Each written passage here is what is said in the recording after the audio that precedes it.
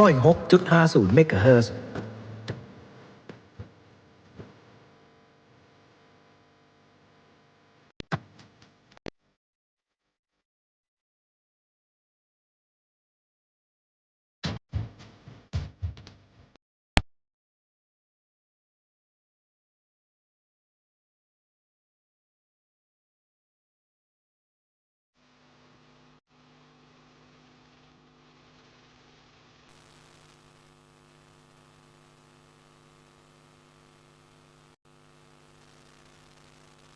พุทธศาสนาใช่ไหม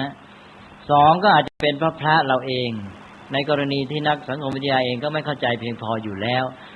พระยังไปทำให้เขาเห็นอย่างนั้นซะอีกก็คือพระเองเนี่ยไม่ได้ทำหน้าที่ของพระที่ถูกต้องไม่ได้ดึงคนขึ้นมาสู่ความดีงามที่สูงขึ้นก็ไปทำให้คนเนี่ยได้แค่ให้เขาได้มีหลักยึดเหนี่ยวจิตใจปลอบประโลมใจสบายกล่อมใจไปได้เท่านั้นเองใช่ไหมก็เลยได้แค่หมอผีทีนี้ถ้าพระทำหน้าที่ถูกต้องไอ้นี่เป็นเพียงจุดเชื่อมต่อระหว่างพุทธศาสนาศาสนาอื่นว่าทำไงเราจะดึงคนขึ้นมาถอนคนขึ้นมาจากไอ้ความที่สภาพของความหลงอะไรต่างๆจากความหวาดกลัวอันตรายนี้พอให้เขาได้ที่เกาะที่ยึดเหนี่ยวแล้วเราก็ดึงเขาขึ้นมาสิทีนี้ก็เป็นโอกาสจะสอนธรรมะให้สติปัญญาพัฒนาทั้งพฤติกรรมจิตใจและปัญญานี่สิจุดนี้ที่สำคัญ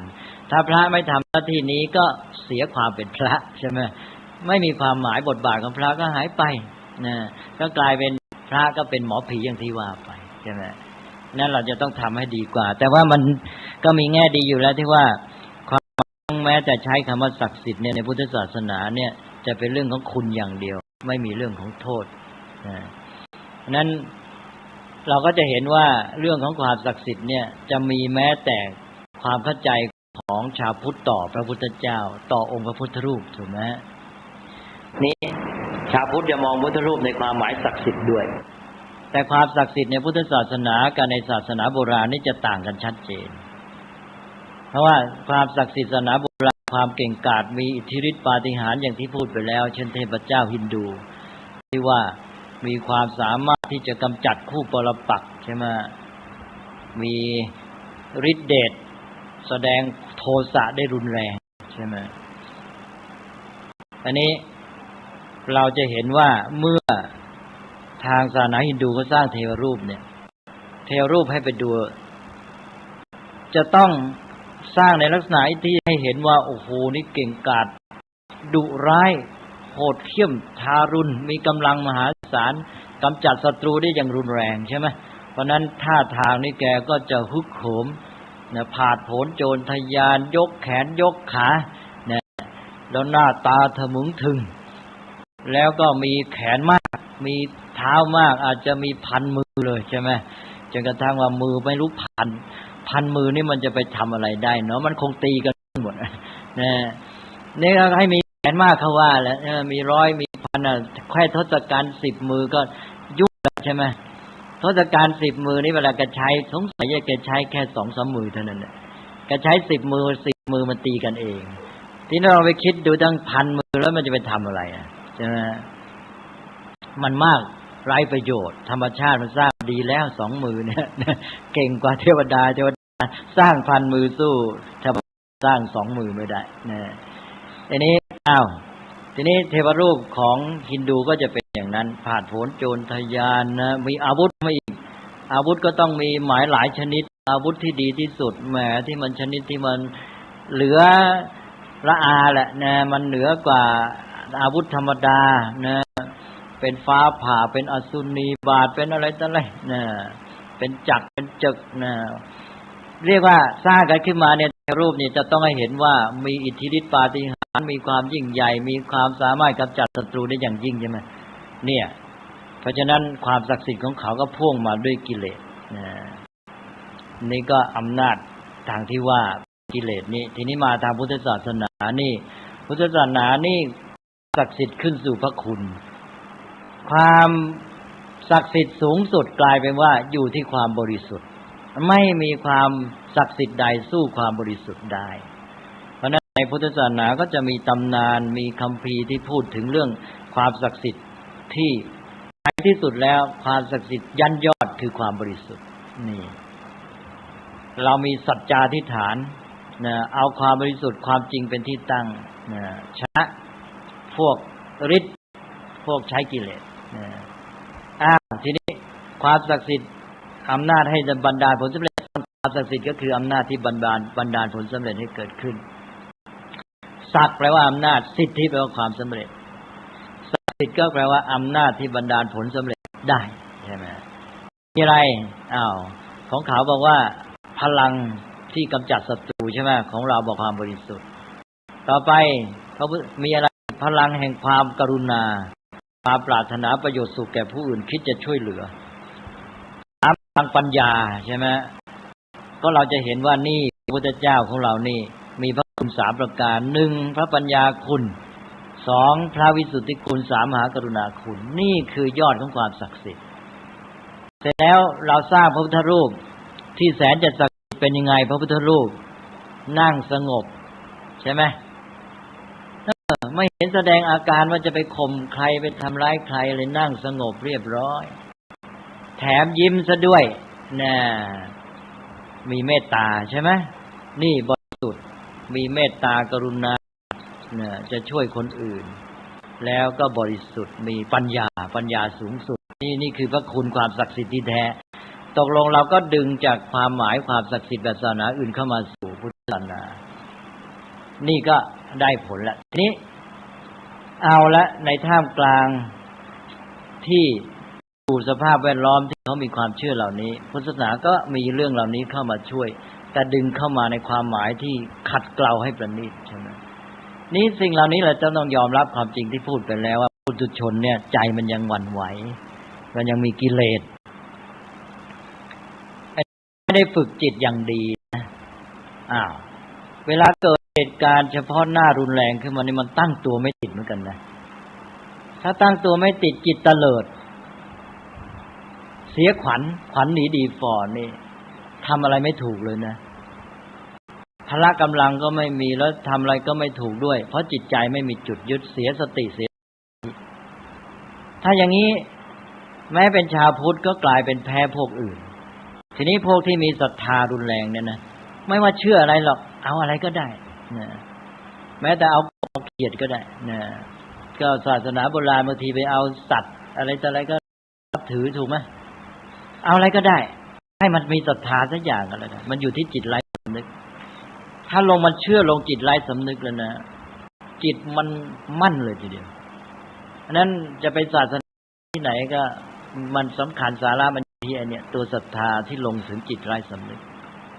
นี่เขามีศรัทธารุนแรงไอ้ศรัทธารุนแรงนี่มันทำให้จิตมีกำลังใช่ไหมแล้วจิตมันจะพุ่งแน่วไปสู่สิ่งนั้นเพราะจิตพุ่งแน่วมันก็เกิดสมาธิสินี่เกิดเหตุร้ายขึ้นมาโดยฉับพลันทันทีเนี่ยปั๊บนี่นะคนที่มีความเชื่อในสิ่งศักดิ์สิทธิ์อยู่จิตมันจุดรวมเลยมันมีจุดพุ่งจุดรวมปั๊บมันไปอยู่ที่สิ่งนั้นมันก็เข้มแข็งขึ้นมาใช่ไหมพอจิตมันเข้มแข็งมีจุดยึดใจมันก็ตั้งสติได้ก็ทำการได้สิทีนี้คนที่ไม่ได้มีความเชื่อในสิ่งเหล่านี้เนี่ยฝึกจิตของตัวเองดีพอเกิดเหตุขึ้นมาตั้งสติไม่ทันจิตเตลิดเลยพลาดหมดเลยคราวนี้เลยแย่เลยใช่ไหมทำอะไรไม่ถูกกลับแพ้พวกมีศรัทธาฉะนั้นทำยังไงก็เราจึงต้องมีศักดิ์สิทธิ์ในความหมายนี้แต่ว่าเราดึงเข้ามาหาพุทธคุณเพราะฉะนั้นชาวพุทธเราก็มีพุทธคุณมีพระรัตนตรัยไว้เป็นหลักซึ่งดึงมนุษย์เราในพ้นจากความชั่วร้ายจากโทษของสิ่งศักดิ์สิทธิ์ที่มันไม่เหล่านั้นแล้วทำมนุษย์ให้พัฒนาให้ประณีตขึ้นน่าจะได้สามารถเราไม่ได้หยุดอยู่แค่นั้นไม่ให้เขาไม่สึกยึดเหนี่ยวแล้วอยู่เท่านั้นการดึงเขาขึ้นสู่สิ่งที่ดีงามขึ้นไปด้วยไม่ใช่จมอยู่ใช่ไหมเรื่องของจิตไร้สำนึกนี่มันเป็นเรื่องที่ว่าแรงจนคาดไม่ถึงสมมติเราเข้าไปในป่าเอาในทางร้ายนะฮะ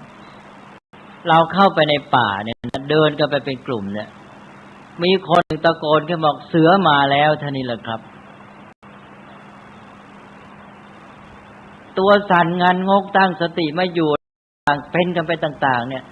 ต้องคิดไหม ว่าเสือรูปร่างมันเป็นอย่างนั้นนะมันน่ากลัวอย่างนั้นมันเป็นอันตรายต่อเราอย่างนั้นต้องใช้เวลาคิดไหมครับที่จะเกิดตัวสั่นงันงกไม่ต้องเลยใช่ไหมนี่คือสภาพที่ลงจิตไร้สำนึกไอ้สิ่งอะไรที่มันลงถึงจิตไร้สำนึกเนี่ยมันออกมามันทันทีพลาดต้องเวลาคิดหรอกไม่เหมือนของเรื่องของจิตถ้าจิตสำนึกต้องคิดก่อนจะเอายังไงจะทำไงนี่ในทางเรื่องของตรงข้ามก็เช่นเดียวกันใช่ไหมเพราะฉะนั้นมันจึงมีคู่เทียบเวลาเราเกิดความประมาทไม่ต้องไปถึงหนีเสือหรอกเอาแค่ว่าจะต้องพูดในที่ประชุมเนี่ยแล้วมันต้องมาคิดไหมว่าจะประมาทมีไหมต้องคิดไหมมันเป็นมาเองใช่ไหมนี่มันมาจากจิตไร้สำนึกความกลัวความหวาดนี่นะทีนี้อะไรล่ะที่จะทำให้จิตของคนมีตัวสู้เนี่ยมันก็ต้องอยู่ในจิตไร้สำนึกเหมือนกันต้องแรงพอกันใช่ไหมนี่พอว่าเสือมาแล้วนี่ถ้าเรามีไอ้หลักที่ความเชื่อใจที่มันแข็งมากใช่ไหมไอ้ตัวนี้มันยันกันอยู่ในตัวเลยปั๊บดุลเลยใช่ไหมอยู่ไม่ตัวสั่นไม่ขวัญหายไม่เตลิดอันนี้เราสามารถไปได้ไหมด้วยตนเองถ้าตนเองต้องฝึกจิตฝึกความเข้มแข็งพออันนี้คือการพัฒนามนุษย์แต่สำหรับมนุษย์ปุถุชนที่ยังไม่มีพื้นฐานนี่ก็อาศัยอะไรอาศัยสิ่งที่เชื่อใช่ไหมมาคู่ดุลกับไอ้สิ่งที่เป็นตัวตรงข้ามในระดับจิตไร้สำนึกเนี่ยดังนั้นต้องคิดหลายๆชั้นเรื่องเหล่านี้เหตุการณ์แบบนี้จะมีเยอะเลยนะบอกว่าเวลามีอะไรไอ้ที่มันลงถึงความกลัวเป็นต้นเนี่ยที่อยู่ในจิตไร้สำนึกเนี่ยมันเป็นทันทีเลยใช่ไหมขาสั่นพับหรืออย่างแม้แต่อย่างที่เคยเล่าว่านักมวยนักกีฬาเนี่ยแข่งออกจากอะไรไปสอบมาแล้วก็วันถึงประกาศผลก็มาดูผลสอบประกาศพอดูประกาศผลไม่มีชื่อเท่านั้นแหละขาอ่อนยืนไม่อยู่เลยเชื่อไหมเป็นไปได้ไหมครับเป็นไปได้ก็นักกีฬาก็แสนจะแข็งแรงในร่างกายฟิตอย่างกับอะไรใช่ไหมอยู่มาอ่านประกาศเท่านั้นแหละขาอ่อนยืนไม่อยู่แล้วเดินไม่ได้แล้วใช่ไหมเนี่ยกำลังใจมันลงจิตถึงไร้สำนึกเนี่ยมันไม่ต้องมันเป็นทันทีเลยฉะนั้นอะไรที่มันจะแก้กันอย่างทันทีได้อย่างนี้ไม่ต้องใช้ความคิดมันต้องถึงขั้นนี้ใช่ไหมมันต้องถึงขั้นนี้จึงจะแก้กันได้ไปมัวคิดกันอยู่ไอ้ฝ่ายนั้นมันไม่ต้องคิดพอได้ยินเท่านั้นมันไปแล้วไอ้ฝ่ายนี้จะมาคิดอยู่ตามเหตุผลว่ามันเป็นไปไม่ได้ไม่ทันหรอกนะอันนี้เป็นเรื่องที่ต้องแก้กันให้ถึงขั้นจิตไร้สำนึกแต่เอาแล้วเนี่ยนี่ก็เป็นอันว่าเนี่ยเป็นเรื่องที่เราจะต้องเข้าใจเหตุผลเพราะนั้นเรื่องความศักดิ์สิทธิ์ก็เข้ามาสู่พุทธศาสนาแต่ต้องระวังมาก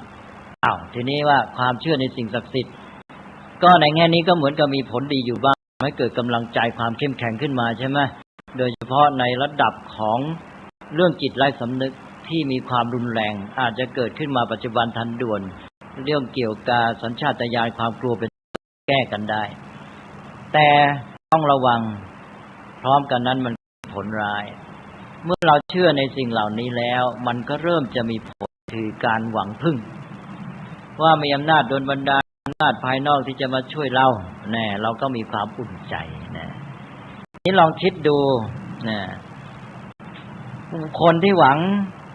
ช่วยเหลือภายนอกยังต้องพึ่งสิ่งภายนอกอยู่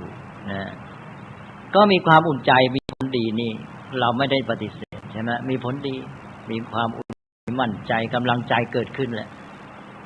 แต่ว่ากำลังใจนี้มาจากการที่อุ่นใจว่าจะมีพลังอื่นมาช่วยหรือคนอื่นช่วยใช่ไหมการที่ว่าถ้าเราทำได้ด้วยตนเองอันไหนดีกว่ากันการที่ว่าอุ่นใจมั่นใจว่าเนี่ยมีภัยอันตรายท่านจะมาช่วยเรากับการที่แก้ไขอันตรายได้ด้วยตนเองเอาอันไหนดีกว่ากันอันหลังดีกว่าเรายอมจมอยู่แค่ระดับหวังพึ่งอุ่นใจสบายใจแค่นั้นหรือเราจะพัฒนาไปสู่การพึ่งตนเองได้แก้ไขปัดเป่าปัญหาด้วยตนเอง ถ้าอย่างนี้ก็แบ่งคนเป็น3 ระดับระดับที่1คือคนที่ช่วยตัวเองก็ไม่ได้ไม่มีความสามารถแล้วก็ไม่มีที่พึ่งเลยไม่มีความหวังว่าใครจะช่วยขาดความหวังขาดความอุ่นใจนะขาดกำลังใจนี่ที่1พวกที่2นี่มีความหวังจากอำนาจภายนอกคนอื่นเนื้อสิ่งศักดิ์สิทธิ์อุ่นใจมีกำลังใจคนที่2พวกที่3นี่มีความสามารถจะกำจัดภัยอันตรายได้ตนเองพึ่งตนเองได้3พวกนี้เอาลองวัดสิครับระดับไหนดีที่สุด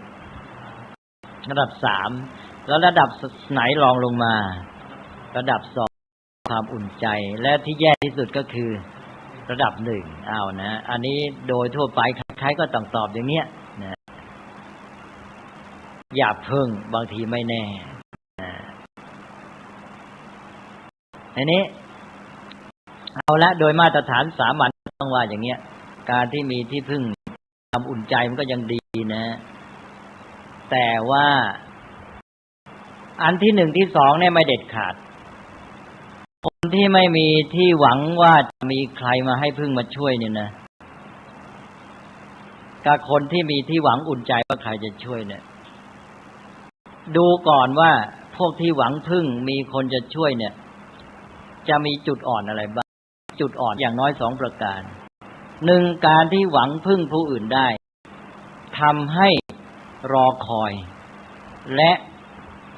ไม่เพียรพยายามที่จะแก้ไขใช้ปัญญาปัดปัญหาด้วยตนเองไม่ดิ้นรนนะไม่ทำความเพียรพยายามอุ่นใจแล้วก็นอนรอสิใช่ไหมเอาละทำให้อ่อนแอใช่ไหมตกอยู่ในความประมาทเพราะปล่อยเวลานี่หวังพึ่งตัวเองก็เลยไม่ได้พัฒนาตัวเองด้วยไม่พัฒนาตัวเองด้วยตกอยู่ในความประมาทด้วยนะอันนี้1แล้วนะฮะหวังพึ่งเขา2อะไร2ก็คือความไม่ชัดเจนว่าสิ่งเหล่านั้นน่ะก็ยังไม่รู้ว่าท่านจะช่วยจริงหรือเปล่าบางทีถึงก็ช่วยหรือเปล่าด้วยใช่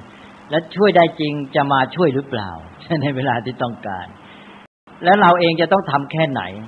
ความไม่ชัดเจนเรื่องนี้เป็นอันตรายมากมนุษย์นี่ถ้าไม่มีความชัดเจนว่าเขาจะช่วยแค่ไหนตัวต้องทำแค่ไหนเนี่ยอันตรายทำให้รีรอหันหิรีหันขวางแล้วก็ไม่ทำการอะไรให้ชัดเจนลงไปทีนี้เราไปเทียบกับคนที่ไม่มีความหวังเลยนะอาจจะแย่เลยหรือไม่งั้นจะดิ้นเต็มที่คนที่รู้ว่าไม่มีใครช่วยเด็ดขาดแล้วนะมันจะดิ้นสุดฤทธิ์เชื่อไหมเขาอาจจะเข้มแข็งและอาจจะเลยหน้าพวกที่2ได้นะดังนั้นการที่มีความหวังจากการช่วยเหลือผู้อื่นนี้มีอันตรายอย่างที่ว่ามาแล้ว2ประการการหวังพึ่งก็ทำให้อ่อนแอได้ตนเอง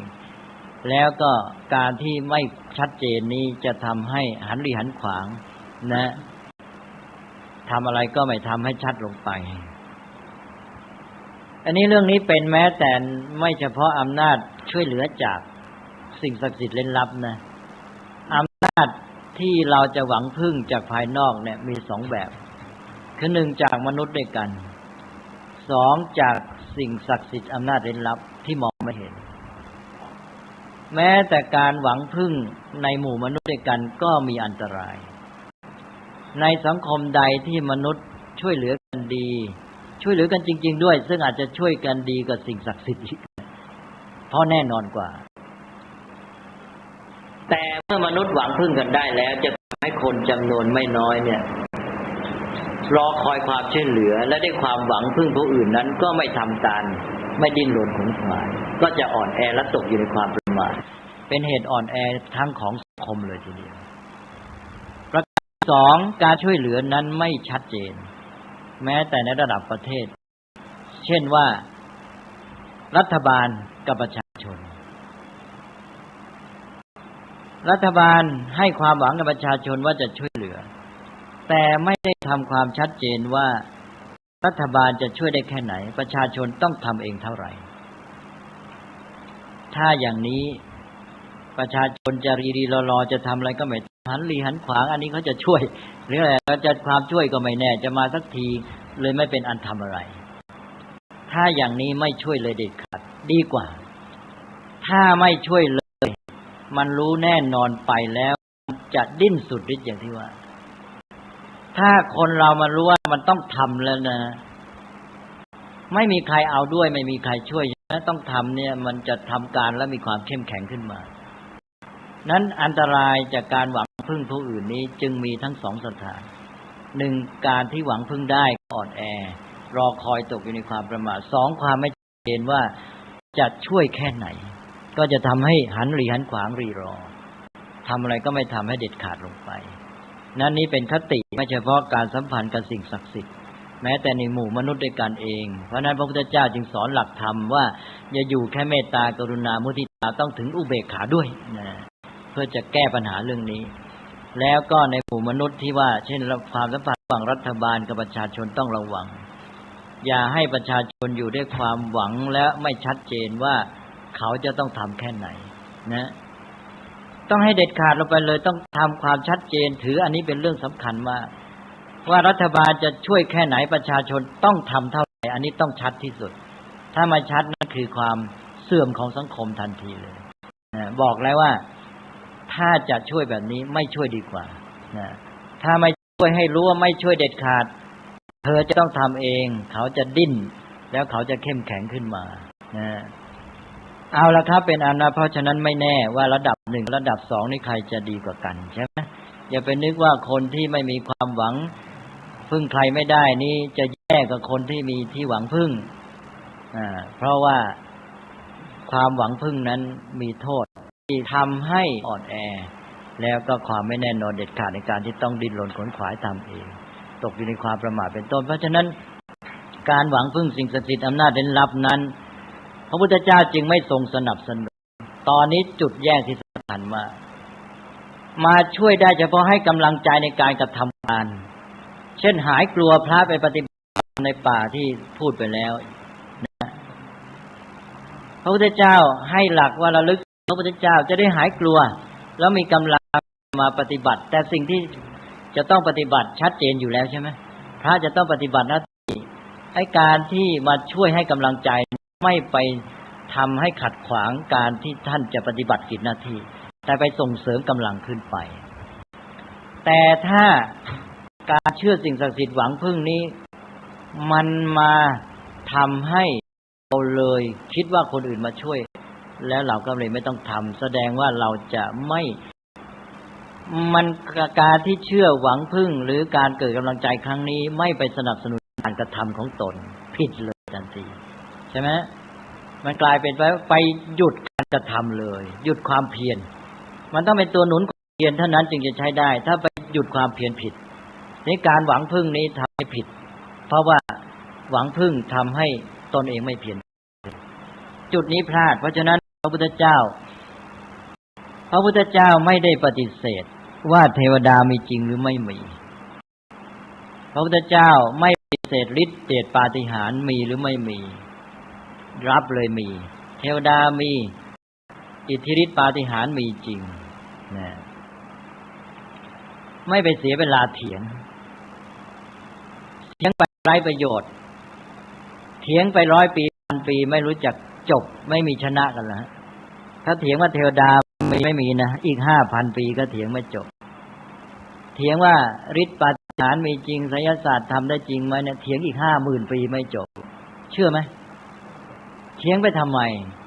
แล้วพอต้องเถียงเสร็จแล้วจึงปฏิบัติได้ไม่ได้เรื่องพุทธศาสนาท่านไม่ให้รอการปฏิบัติของพุทธศาสนาไม่ต้องไปขึ้นไม่ต้องไปรอการเถียงเหล่านี้ยอมรับก็ได้มีก็มีเป็นไรไปเทวดามีก็มีฤทธิ์ปาฏิหาริย์ไสยศาสตร์มีก็จริงมีฉันก็ไม่พึ่ง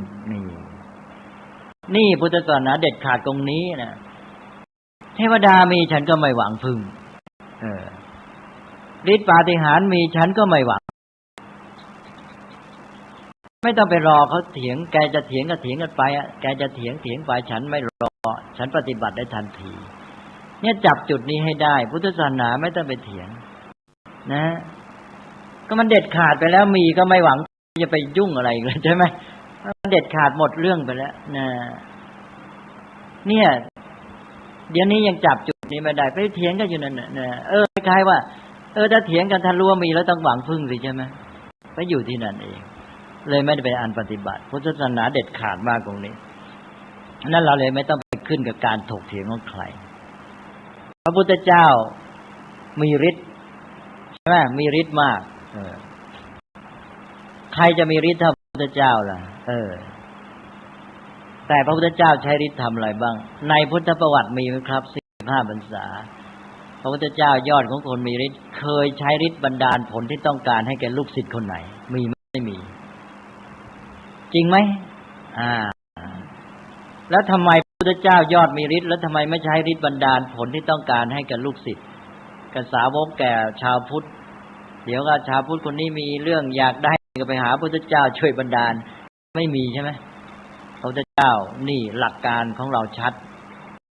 มีเหตุผลทั้งที่มีทำไม่จริงแต่ไม่เอาเรายอมรับมีให้อยู่กันยังมิตรอย่าไปอ้อนวอนอย่าไปหวังพึ่งทำหน้าที่ของกันและกันเสร็จแล้วเทวดาดีมีคุณธรรมจะช่วยด้วยคุณธรรมสิใช่ไหมเรื่องจะเป็นอย่างนี้ในตำนานปีพุทธศาสนาเราไม่ต้องไปหวังพึ่งไม่ต้องไปอ้อนวอนขอความช่วยเหลือถ้าเทวดามีคุณธรรมก็ต้องช่วยคนดีถ้าเทวดาไม่มีคุณธรรมก็ต้องรอให้คนไปอ้อนวอนให้ครึ่งเส้นถ้าให้เทวดารอครึ่งเส้นไอ้คนดีไม่ได้เส้นก็ไม่ช่วยคนร้ายไปเส้นก็ช่วยอย่างนี้มันจะยุติธรรมเลยต่อไปศีลธรรมก็เสียหมดระบบในสังคมมนุษย์ก็เสียเทวดาก็เสียไปด้วยกันน่ะในหมู่มนุษย์นี่คนมีอำนาจมีทรัพย์เราก็ไม่ควรไปรอหวังพึ่งใช่ไหมเราก็ควรจะทำหน้าที่ของเราให้ดีที่สุดเมื่อเราทำดีแล้วคนมีทรัพย์มีอำนาจถ้าเขามีคุณธรรมเขาต้องมาช่วยคนดีสิคนดีคนตกทุกข์ได้ยากไร้ก็ต้องมาช่วยด้วยคุณธรรมไม่ใช่ต้องไปรอให้ไปอ้อนวอนอะไรงั้นถ้าต้องไปรออ้อนวอนอย่างนั้นไอ้ระบบสังคมก็เสียถูกไหมตัวคุณธรรมก็ไม่มีหวังฝ่ายคนอ่อนแอก็หวังพึ่งไอ้ฝ่ายคนที่มีกำลังก็ต้องเอาเรียกว่าต้องใช้การยกย่องสรรเสริญเยินยอหรือการที่เอากิเลสอะไรผลตอบแทนเครื่องเส้นอะไรเขาว่าฉะนั้นก็เสียทีนี้ยิ่งไปสัมพันธ์กับเทวดาด้วยมันจะไม่เสียเฉพาะสังคมมนุษย์มันจะเสียสังคมเทวดาด้วยเทวดาก็จะไม่เป็นอันไปปฏิบัติพัฒนาตนเองตัวเองก็ยังมีกิเลสมีโลภะโทสะแทนที่จะไปปฏิบัติธรรมขัดเกลาพัฒนาตัวเองก็มามองว่ามนุษย์คนไหนจะเส้นฉันจะเอาเครื่องเส้นมาให้มากจะไปช่วยคนไหนใช่ไหม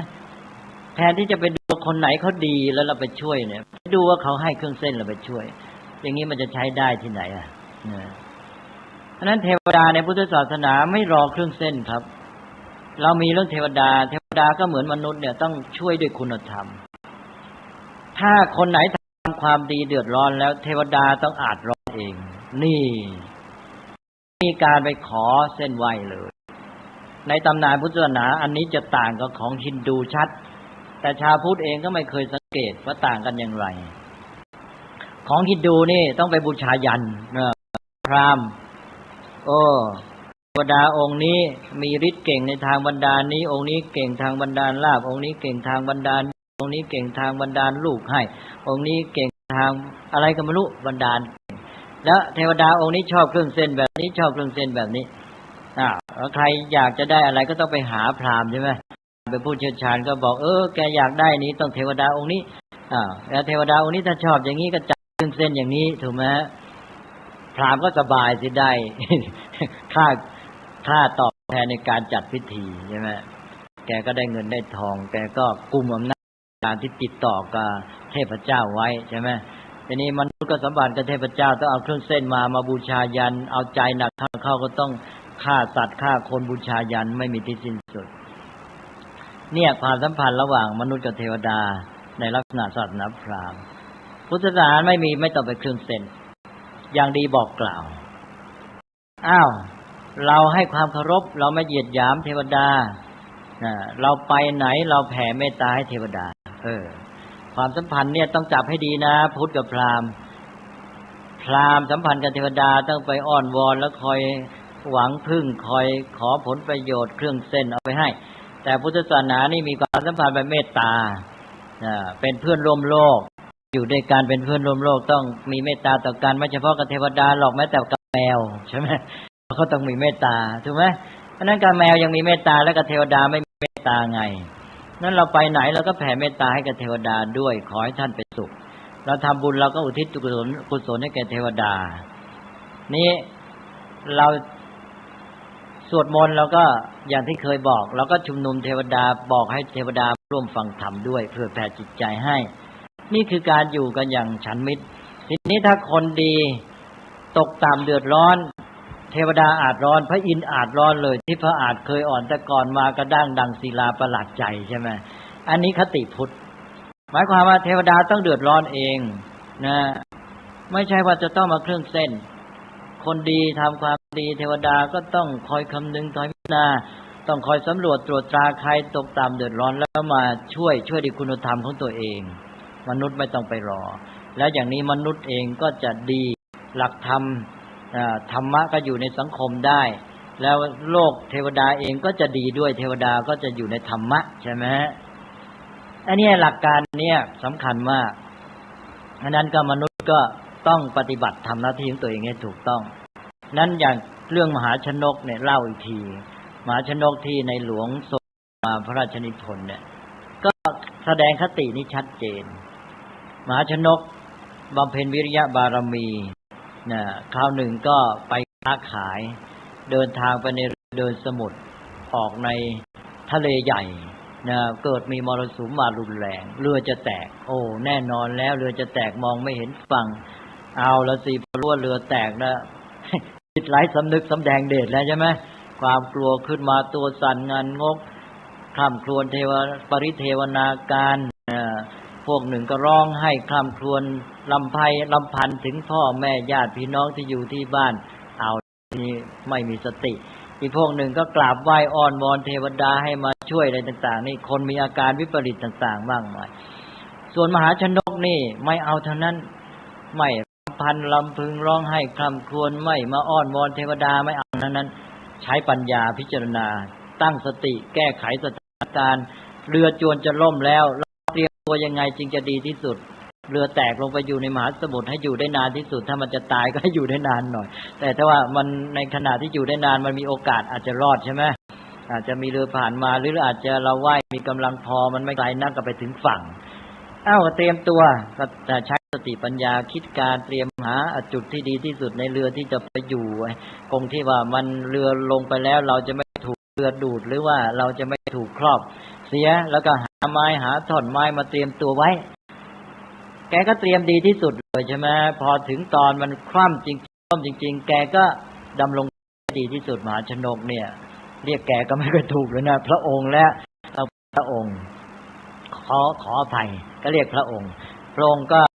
ลงไปอยู่ในน้ำอย่างดีมีท่อนไม้อะไรต่ออะไรเกาะใช่ไหมแล้วก็ว่ายน้ำใช้ความเพียรลงไปแล้วก็ไม่ได้ลำพึงท้อถอยหดหู่ท้อแท้ใจใช้พลังกำลังที่มีลองคิดว่าทิศไหนดีที่สุดที่น่าจะมีฝั่งมันไม่เห็นทุกทิศแหละนะมันก็ต้องลองทิศหนึ่งแล้วนะเสี่ยงมาดูนะอยู่เฉยๆตายเปล่าถ้าลองดูอาจจะตายก็ได้แต่อาจจะรอดก็ได้ก็ว่ายน้ำไปเรื่อย7 วันน่ะเทวดาเทพธิดาประจำมหาสมุทรชื่อนางมณีเมขลาเนี่ยก็มาตรวจดูนะเทวดาก็มีหน้าที่ของตนเองเหมือนกันรักษามหาสมุทรก็ดูคนเดือดร้อนมาก็มาเห็นมหาชนกว่ายน้ำก็นึกยิ้มเลาะในใจยายตาคนนี้มันตายแน่ๆอยู่แล้วมันไม่มีทางเห็นฝั่งแล้วมาว่ายอยู่ทำไมใช่ไหมก็เลยไปปรากฏตัวขึ้นมาแล้วก็กล่าวคำว่าก็เลยเกิดเป็นบทสนทนาขึ้นมาก็เริ่มต้นว่าเนี่ยท่านจะมาว่ายอยู่ทำไมไม่เห็นฝั่งตายเปล่านะพระมหาชนกก็บอกว่าเราเกิดมาแล้วยังมีกำลังอยู่เป็นคนก็ต้องพยายามล่ำไปจนถึงที่สุดจะตายก็ไม่เป็นหนี้ใครว่างั้นก็เลยเกิดบทสนทนาไปในที่สุดก็นางมณีเมขลาก็เลยอุ้มพาเข้าฝั่งไปนี่คติก็คือว่า มหาชนกเนี่ยทำความเพียรด้วยสติปัญญาของตัวเองใช้สติไม่ไปอ้อนวอนใช่ไหมทีนี้เทวดามณีเมขลาก็มาช่วยด้วยเมตตาด้วยคุณธรรมตัวเองนะนี่เป็นคติสำหรับมนุษย์เหมือนว่าในสังคมมนุษย์ก็จะต้องปฏิบัติอย่างนี้ก็มนุษย์ที่มีอำนาจมีกำลังก็ควรจะช่วยเหลือผู้อ่อนแอกว่าของตนเองไม่ใช่ให้เขารอเขามาเส้นไหวมาขอความเนี่ยมันจึงจะอยู่ดีได้สังคมใช่ไหมฮะแล้วตัวคนที่อยู่ในภาวะที่อ่อนแอหรือไม่มีที่พึ่งเดือดร้อนก็ต้องช่วยตัวเองเต็มที่ทำความเพียรอย่าไปรอหวังความช่วยเหลือผู้อื่นเอานะฮะตกลงว่าพุทธศาสนานี่เรามีคติเรื่องนี้ชัดเจนแหละเพราะนั้นพระพุทธเจ้าทรงมีฤทธิ์ยอดฤทธิ์ก็เลยมาบันดาลผลที่ต้องการให้ใครก็ใช้ฤทธิ์อย่างเดียวปราบผู้มีฤทธิ์ว่างั้นนะปราบผู้มีฤทธิ์ในการเผยแผ่พระศาสนาเพราะอะไรเพราะว่าสังคมยุคนั้นนี่เชื่อกันนักหนาเชื่อติดมาจากอิทธิพลศาสนาพราหมณ์ว่าใครจะเป็นพระอรหันต์ต้องมีฤทธิ์ถือว่าคนมีฤทธิ์คือพระอรหันต์อันนั้นก็มีค่านิยมมีภาพมีไอ้ตัวทิฏฐิอันนี้อยู่นี่พระพุทธเจ้าประกาศพระศาสนาไปเจอพวกมีฤทธิ์เยอะหมดเลยนี่ถ้าพระองค์ไม่มีฤทธิ์พวกนั้นไม่ฟังเขาถือว่าเขาแน่กว่าใช่ไหมอย่างพวกชดินเนี่ยเจอพระพุทธเจ้ามาปั๊บโอ้ยท่านผู้นักบวชหนุ่มคนนี้ท่าทางอย่างนี้เนี่ยไม่ได้ความเดี๋ยวเราจะแกล้งอยากมาขอพักก็เอาละคืนแรกชดินก็แกล้งพระพุทธเจ้าก็ผ่านคืน2ก็ผ่านคืน3ก็ผ่านเอาแกล้งแรงขึ้นทุกทีผ่านทุกคืนจนกระทั่งผลที่สุดชดินไม่มีอะไรจะแกล้งแล้วสู้ไม่ได้ผลที่สุดยอมเลยพอยอมสู้พระพุทธเจ้าไม่ได้ฤทธิ์แพ้ก็เลยยอมฟังใช่ไหมถ้าพระพุทธเจ้าไม่มีฤทธิ์เหนือฟังพูดอะไรแกก็ไม่ฟังทีนี้พอฤทธิ์เหนือแกก็พอฟังพระพุทธเจ้าก็สอนธรรมะก็จบพระพุทธเจ้าไม่ใช้ฤทธิ์อีกเลยใช่ไหม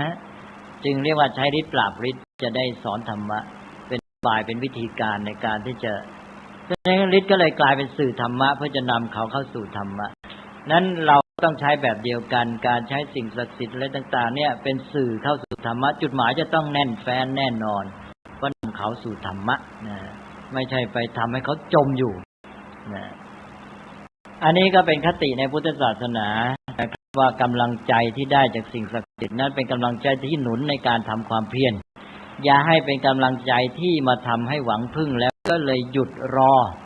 หวังความช่วยเหลือแล้วก็อ่อนแอตกอยู่ในความประมาททีนี้ลัทธิหวังพึ่งสิ่งศักดิ์สิทธิ์อำนาจฤทธิ์เดชปาฏิหาริย์ไสยศาสตร์ส่วนมากเนี่ยมันมีผลร้ายอย่างนี้ที่ทำให้หวังพึ่งและรอคอยนะฮะฉะนั้นก็ทำให้คนอ่อนแอทุกทีก็เลยขัดหลักการสำคัญพุทธศาสนาอย่างน้อย4ประการที่จะต้องจำไว้การเชื่อสิ่งศักดิ์สิทธิ์หรืออะไรก็ตามไสยศาสตร์สิ่งเร้นลับอะไรถ้ามาขัดหลักการ4ประการนี้ใช้ไม่ได้พุทธศาสนาไม่ยอมหลักพุทธศาสนา1ต้องทำการด้วยความเพียรใช่ไหมนี่หลักพุทธศาสนาชัดเจนเราเรียกว่าหลักกรรมและหลักความเพียรกรรมวาทีวิริยวาทีหรือกรรมวาทะวิริยวาทะถือหลักการกระทำด้วยความเพียรพยายาม1ถ้าเราไปเชื่อสิ่งศักดิ์สิทธิ์แล้วทำให้เราไม่กระทำการด้วยความเพียรแสดงว่าผิดหลักการพุทธศาสนาที่1 2พุทธศาสนาสอนหลักการแห่งการพัฒนาตนต้องฝึกฝนตนเองให้ดียิ่งขึ้นให้มีความสามารถยิ่งขึ้นไปเจอปัญหาไปเจออุปสรรคไปเจอสิ่งที่ต้องทำแล้วไปหวังพึ่งอำนาจเร้นลับซะแล้วรอให้ท่านช่วยเราก็ไม่พัฒนาตนเองเจอปัญหาไม่คิดแก้มันก็อยู่เท่าเดิมใช่ไหมปัญญาก็ไม่พัฒนานี่ถ้าเราเจอปัญหาเราคิดแก้เราใช้ปัญญาของเราพัฒนาขึ้นมาอย่างนี้เราดีขึ้นเพราะนั้นการเชื่อหวังพึ่งสิ่งศักดิ์สิทธิ์อำนาจเร้นลับก็ทำให้ขัดขวางการพัฒนาให้ฝึกฝนตนเองเรามีชีวิตอยู่ชาติหนึ่งแค่100 ปีไม่เกิน100 ปีเนี่ยโดยมากเสร็จแล้วเวลานี่มันน้อยเรามาเสียเวลารอคอยความช่วยเหลือจากสิ่งเหล่านี้เราไม่พัฒนาตนเองเสียเวลาไปเปล่าชีวิตเลยทั้งชีวิตเลยหมดไปไม่คุ้มเป็นการลงทุนที่แพงมากนะลงทุนที่เราอาจจะต้องเอาชีวิตไปทุ่มให้ทั้งชีวิตเลยแล้วเลยหมดไปกับความจมอยู่กับสิ่งเหล่านี้นะชีวิตที่พัฒนาได้ใช้เวลาให้เป็นประโยชน์ในช่วง100 ปีเนี่ยเลยมาเสียเวลาไปเปล่าเพราะฉะนั้นอย่าไปลงทุนที่ไม่คุ้มค่าซื้อมาได้ราคาแพงไปใช่ไหมนั่นเราอาจจะได้ความอุ่นใจความ กำลังใจความสุขปลอบใจสบายใจแต่มันคุ้มหรือเปล่าเราสูญเสียเท่าไหร่สูญเสียการที่จะได้ให้ชีวิตพัฒนาเข้าถึงสิ่งที่ดีงามที่ประเสริฐแย่เนี่ยเราต้องไปสูญเสียหมดเลยเนี่ยเราได้แค่สิ่งปลอบใจให้สบายเท่านี้เองชีวิตเราได้แค่นี้เหรอคุ้มไหมที่เราจะไปลงทุนได้ไม่เท่าเสียนั่นนะพุทธศาสนาถือหลักการพัฒนาตนเองต่อไป3หลักความไม่ประมาทพุทธศาสนาเน้นนักพระพุทธเจ้าตรัสซ้ำแล้วซ้ำอีกต้องอยู่ด้วยความไม่ประมาทนะนี่ไปหวังพึ่งก็รอทีนี้ไม่ทำอะไรและใช้เวลาไม่ได้ใช้เวลาให้เป็นประโยชน์ก็รอจนเวลาก็ผ่านไปตกอยู่ในประมาทอ่อนแอต่อไป4สูญเสียอิสรภาพเป็นยังไงก็เราหวังพึ่งอำนาจท่านนี่จะสำเร็จก็อยู่นี่ไม่ได้อยู่ที่เราใช่ไหมเราก็ขึ้นต่อท่านสิเราไม่มีทางเป็นตัวของตัวเองแหละความสำเร็จไม่สำเร็จอยู่ที่ท่านเราไม่เป็นตัวของตัวเองก็ต้องขึ้นต่อท่านแหละขึ้นต่อผู้มีฤทธิ์ขึ้นต่อสิ่งศักดิ์สิทธิ์ไม่เป็นตัวของตัวเองต้องหวังพึ่งตัวเองไม่ได้ก็ขัดพึ่งตนเองพุทธศาสนาสอนให้พึ่งตนเองแล้วก็ให้อิสรภาพมนุษย์ต้องพึ่งตนเองได้ทำตนให้เป็นที่พึ่งตนทำได้ด้วยตนเองแล้วพึ่งตนเองได้ก็เป็นอิสระถ้าไม่ทำตนเองให้เป็นที่พึ่งได้ก็พึ่งตนเองไม่ได้เมื่อพึ่งตนเองไม่ได้ก็ไม่มีอิสระก็ต้องขึ้นต่อผู้อื่นพุทธศาสนานั้นต้องการเน้นนักให้เป็นอิสระพุทธเจ้าสอนเรานี้เพื่อให้เราช่วยตัวเองได้พึ่งตนเองได้เป็นอิสระพระพุทธเจ้าไม่ต้องการให้ใครมาขึ้นต่อพระองค์ถูกไหมพระองค์มีฤทธิ์เต็มที่สามารถที่แต่พระองค์ไม่ยอมให้ใครมาพึ่งแต่ฉันมาช่วยคือสอนให้คุณพึ่งตนเองได้ฉันจะหาทางให้คุณในพึ่งตนเองได้ก่อนที่คุณจะพึ่งตัวเองได้คุณต้องทำตนให้เป็นที่พึ่งก่อนไม่ใช่อยู่ๆจะพึ่งตนเองนะคนที่จะพึ่งตนเองต้องทำตนให้เป็นที่พึ่งได้ต้องพัฒนาตัวเองขึ้นมาเพราะฉะนั้นพระพุทธเจ้ามานี่มาช่วยเราก็คือมาช่วยสอนเราแนะนำเราเนี่ยเพื่อให้เราเนี่ยพัฒนาตัวเองให้เราพึ่งตนเองได้ทำตนให้เป็นที่พึ่งได้นั้นเสร็จแล้วเราก็เป็นอิสระขึ้นต่อพระพุทธเจ้าพระพุทธเจ้าไม่ต้องการให้ใครมาขึ้นต่อพระองค์ไม่เหมือนศาสนาเป็นอันมากที่สอนว่าต้องมาฝากชีวิตจิตใจมอบชีวิตจิตใจไว้ในเทพเจ้านั้นเทพเจ้านี้ใช่ไหมสุดจิตสุดใจศาสนาไม่มีอย่างนั้นศาสนามาสอนช่วยให้คนพึ่งตนเองได้พระพุทธเจ้ามาสอนเราเป็นกัลยาณมิตรของสัตว์ทั้งหลายเราค้นพบธรรมะเรามาบอกแสดงแล้วท่านได้เรียนรู้ปฏิบัติทำตามเราแล้วท่านจะเห็นได้ตนเองทำได้ด้วยตนเองเป็นอิสระนั้นตกลง4ข้อนี้ถ้าเราไปหวังพึ่งสิ่งศักดิ์สิทธิ์อำนาจภายนอกเนี่ยมันก็ขัด4ประการนี้เพราะฉะนั้นท่านจึงบอกว่าถึงมีถึงจริงไม่พึ่งเพราะอะไรเพราะมันขัดหลักการ4ประการนี้1หลักการทำการด้วยความเพียร2หลักการฝึกฝนพัฒนาตนให้ชีวิตดีงามขึ้น3หลักความไม่ประมาท4หลักอิสรภาพพึ่งตนเองได้ใช่ไหมเพราะนั้นบอกว่าได้ไม่เท่าเสียเราจะไปทุ่มชีวิตให้แก่สิ่งเหล่านี้หรือนะในขณะที่ถ้าเราเพียรพยายามเข้มแข็งขึ้นมาแล้วเราจะได้มากมายกว่านั้นเลยถ้าเรายอมทนสู้เราจะผ่านมันไปกว่าเราจะผ่านอันนี้ได้เราจะเข้มแข็งถูกไหมฮะเพราะนั้นจึงต้องระวังสังคมที่หวังพึ่งกันได้เนี่ยบางทีไม่พัฒนาสู้สังคมที่ทุกคนต้องดิ้นช่วยตัวเองไม่ได้ใช่ไหมเข้มแข็งขึ้นมาเพราะนี้เพราะนั้นการช่วยเหลือกับการที่ไม่ช่วยจึงต้องดุลยภาพพระพุทธเจ้าจึงสอนหลักพรหมวิหารที่เราจะเรียนกันต่อไปนะแต่ไม่ใช่ไม่ให้ช่วยเลยนะต้องช่วยอย่างมีหลักที่ว่าช่วยโดยพยายามให้เขาช่วยตัวเองได้นี่ก็ว่ากันมาในหลักการต่างๆของพุทธศาสนามันมีหลายแง่หลายมุมนะทีนี้เราลองมาดูกันสักอีกทีว่าเรื่องของขลังวัตถุมงคลเครื่องอะไรต่างๆเนี่ยจะใช้ถูกต้องจะใช้ผิดอย่างไรนะสรุปได้ไหมครับ ที่ว่ามาเนี่ยพูดมาเยอะเลยยาวยืดเลยนะลองสรุปสิว่ามีอะไรบ้างนะสรุปว่าเรื่องพระเครื่องหนึ่งก็คือคนโบราณทำไว้ว่าเป็นเครื่องหมายของการที่ว่าเคยมีพุทธศาสนาเจริญที่นี่เป็น วัตถุที่เป็นเครื่องสำแดงเป็นองค์แทนพระพุทธเจ้าก็คือองค์แทนพุทธศาสนาด้วยว่าโอ้ต่อไปพุทธศาสนาหมดสูญสิ้นไปแล้วมาเจอกรุแตกมาเจอสิ่งที่เป็นโบราณวัตถุเหล่านี้พุทธศาสนาเคยมีเจริญอยู่สองคนโบราณใช้เป็นเครื่องเตือนใจระลึกถึงพระพุทธเจ้าถึงคุณพระพุทธเจ้าเพราะเป็นองค์แทนใช่ไหมวัตถุนี้เป็นสื่อถ้าไม่มีวัตถุปุถุชนนี่มันระลึกด้วยนามธรรมมันระลึกยากแม้แต่จะทำสมาธิก็บอกว่าทำให้ช่วยจิตใจใช่ไหมจูงจิตได้นั้นก็เตือนใจให้ระลึกถึงพระพุทธเจ้านะแล้วโยงไปหาคุณค่าทางจิตใจเช่นที่เล่าไปแล้วว่าโยงไปถึงพ่อแม่ปู่ย่าตายายอุปชฌาย์อาจารย์เนี่ยใช่ไหมที่ว่าที่มอบหมายกันมาเป็นสิ่งที่ท่านรักษาเป็นคุณค่าของชีวิตที่เป็นสิ่งสำคัญเนี่ยหมายมากซึ่งได้ผลทางศีลธรรมทางจริยธรรมอะไรต่างๆใช่ไหมคนเดี๋ยวนี้ขาดอันนี้ไปพยายามปฏิบัติให้ถูกต้องนี้สื่ออันนี้ทีนี้ก็เป็นเครื่องเตือนใจระลึกพอเตือนใจระลึกก็ไปความหมายที่สามก็คือเป็นสื่อเข้าสู่ธรรมะก็มาใช้เป็นสื่อในการเรียกร้องศีลธรรมจริยธรรมเธออยากได้พระท่านคุ้มครองเธอจะต้องประพฤติตัวในศีลในธรรมต้องเว้นจากชั่วอย่างนั้นอย่างนี้ใช่ไหมต้องทำความดีขยันหมั่นเพียรแล้วพระจะคุ้มครองเรียกร้องศีลธรรมแหละใช่ไหมแล้วสื่อในธรรมะเวลาจะให้ก็สอนธรรมะให้รู้จักสิ่งที่ดีขึ้นอะไรนี้เฉพาะเด็กนี่เราจะสอนจะอะไรนี่พระอาจารย์หลายน้อยองค์ความสามารถใช่ไหมเราต้องยอมรับเราจะไปเอาตัวคนเดียวเข้าเทียบตัวอาจารย์องค์นี้อาจจะมีความสามารถสอนเด็กได้เก่งสอนด้วยนามธรรมสอนด้วยคำสอนล้วนๆเด็กก็เข้าใจแล้วก็เด็กก็ศรัทธาอันนี้พระทั่วไปมีความสามารถอย่างนี้นี่แต่ท่านก็หวังดีแล้วท่านมีหน้าที่อันนี้ทำไงล่ะตอนแรกๆเด็กชอบพวกวัตถุใช่ไหมสิ่งสวยๆงามๆพระสวยๆให้เด็กเอาอันนี้ไปนะแล้วก็สื่อธรรมะเอาสิทีนี้ก็มีความที่จะรู้จักใช้ใช่ไหมเทคนิคก็มาแล้วเอาหนูเนี่ยแต่ว่าอย่าให้ง่ายๆนะต้องหาวิธีต้องเอาอย่างคนโบราณแล้วก็มีน้อยๆนะ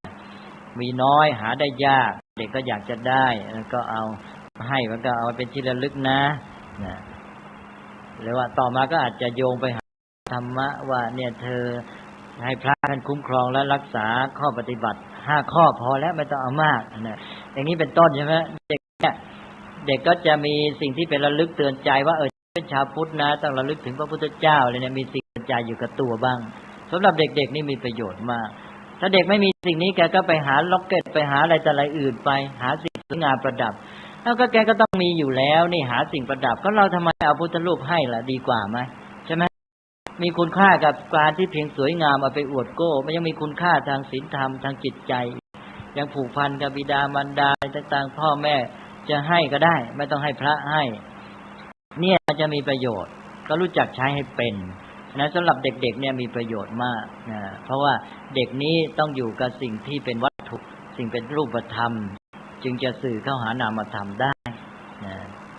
นี่ก็เป็นประโยชน์อีกอย่างหนึ่งนั้นอันนี้ก็เอาไปอ่านว่าเป็นว่าสื่อธรรมะใช่ไหมฮะนะแล้วอันที่สองที่ลืมไปก็คือว่าเป็นตัวกันลัทธิภายนอกที่มันจะนำให้เขวกันไสยศาสตร์เป็นต้นหมายความว่าการก็คุมให้อยู่ในความหมายของการเชื่อถืออำนาจสิ่งศักดิ์สิทธิ์ในขอบเขตที่เป็นคุณเป็นความดีงามไม่ให้ถูกชักจูงไปด้วยลัทธิภายนอกเช่นหมอผีให้ไปทำเสียใช่ไหมตกลงว่า1เป็นเครื่องหมายการดำรงอยู่เจริญของพุทธศาสนา2ในความสัมพันธ์กับศาสนาโบราณอื่นๆก็เป็นเครื่องกันไสยศาสตร์ที่จะมาจูงให้ไปในทางร้าย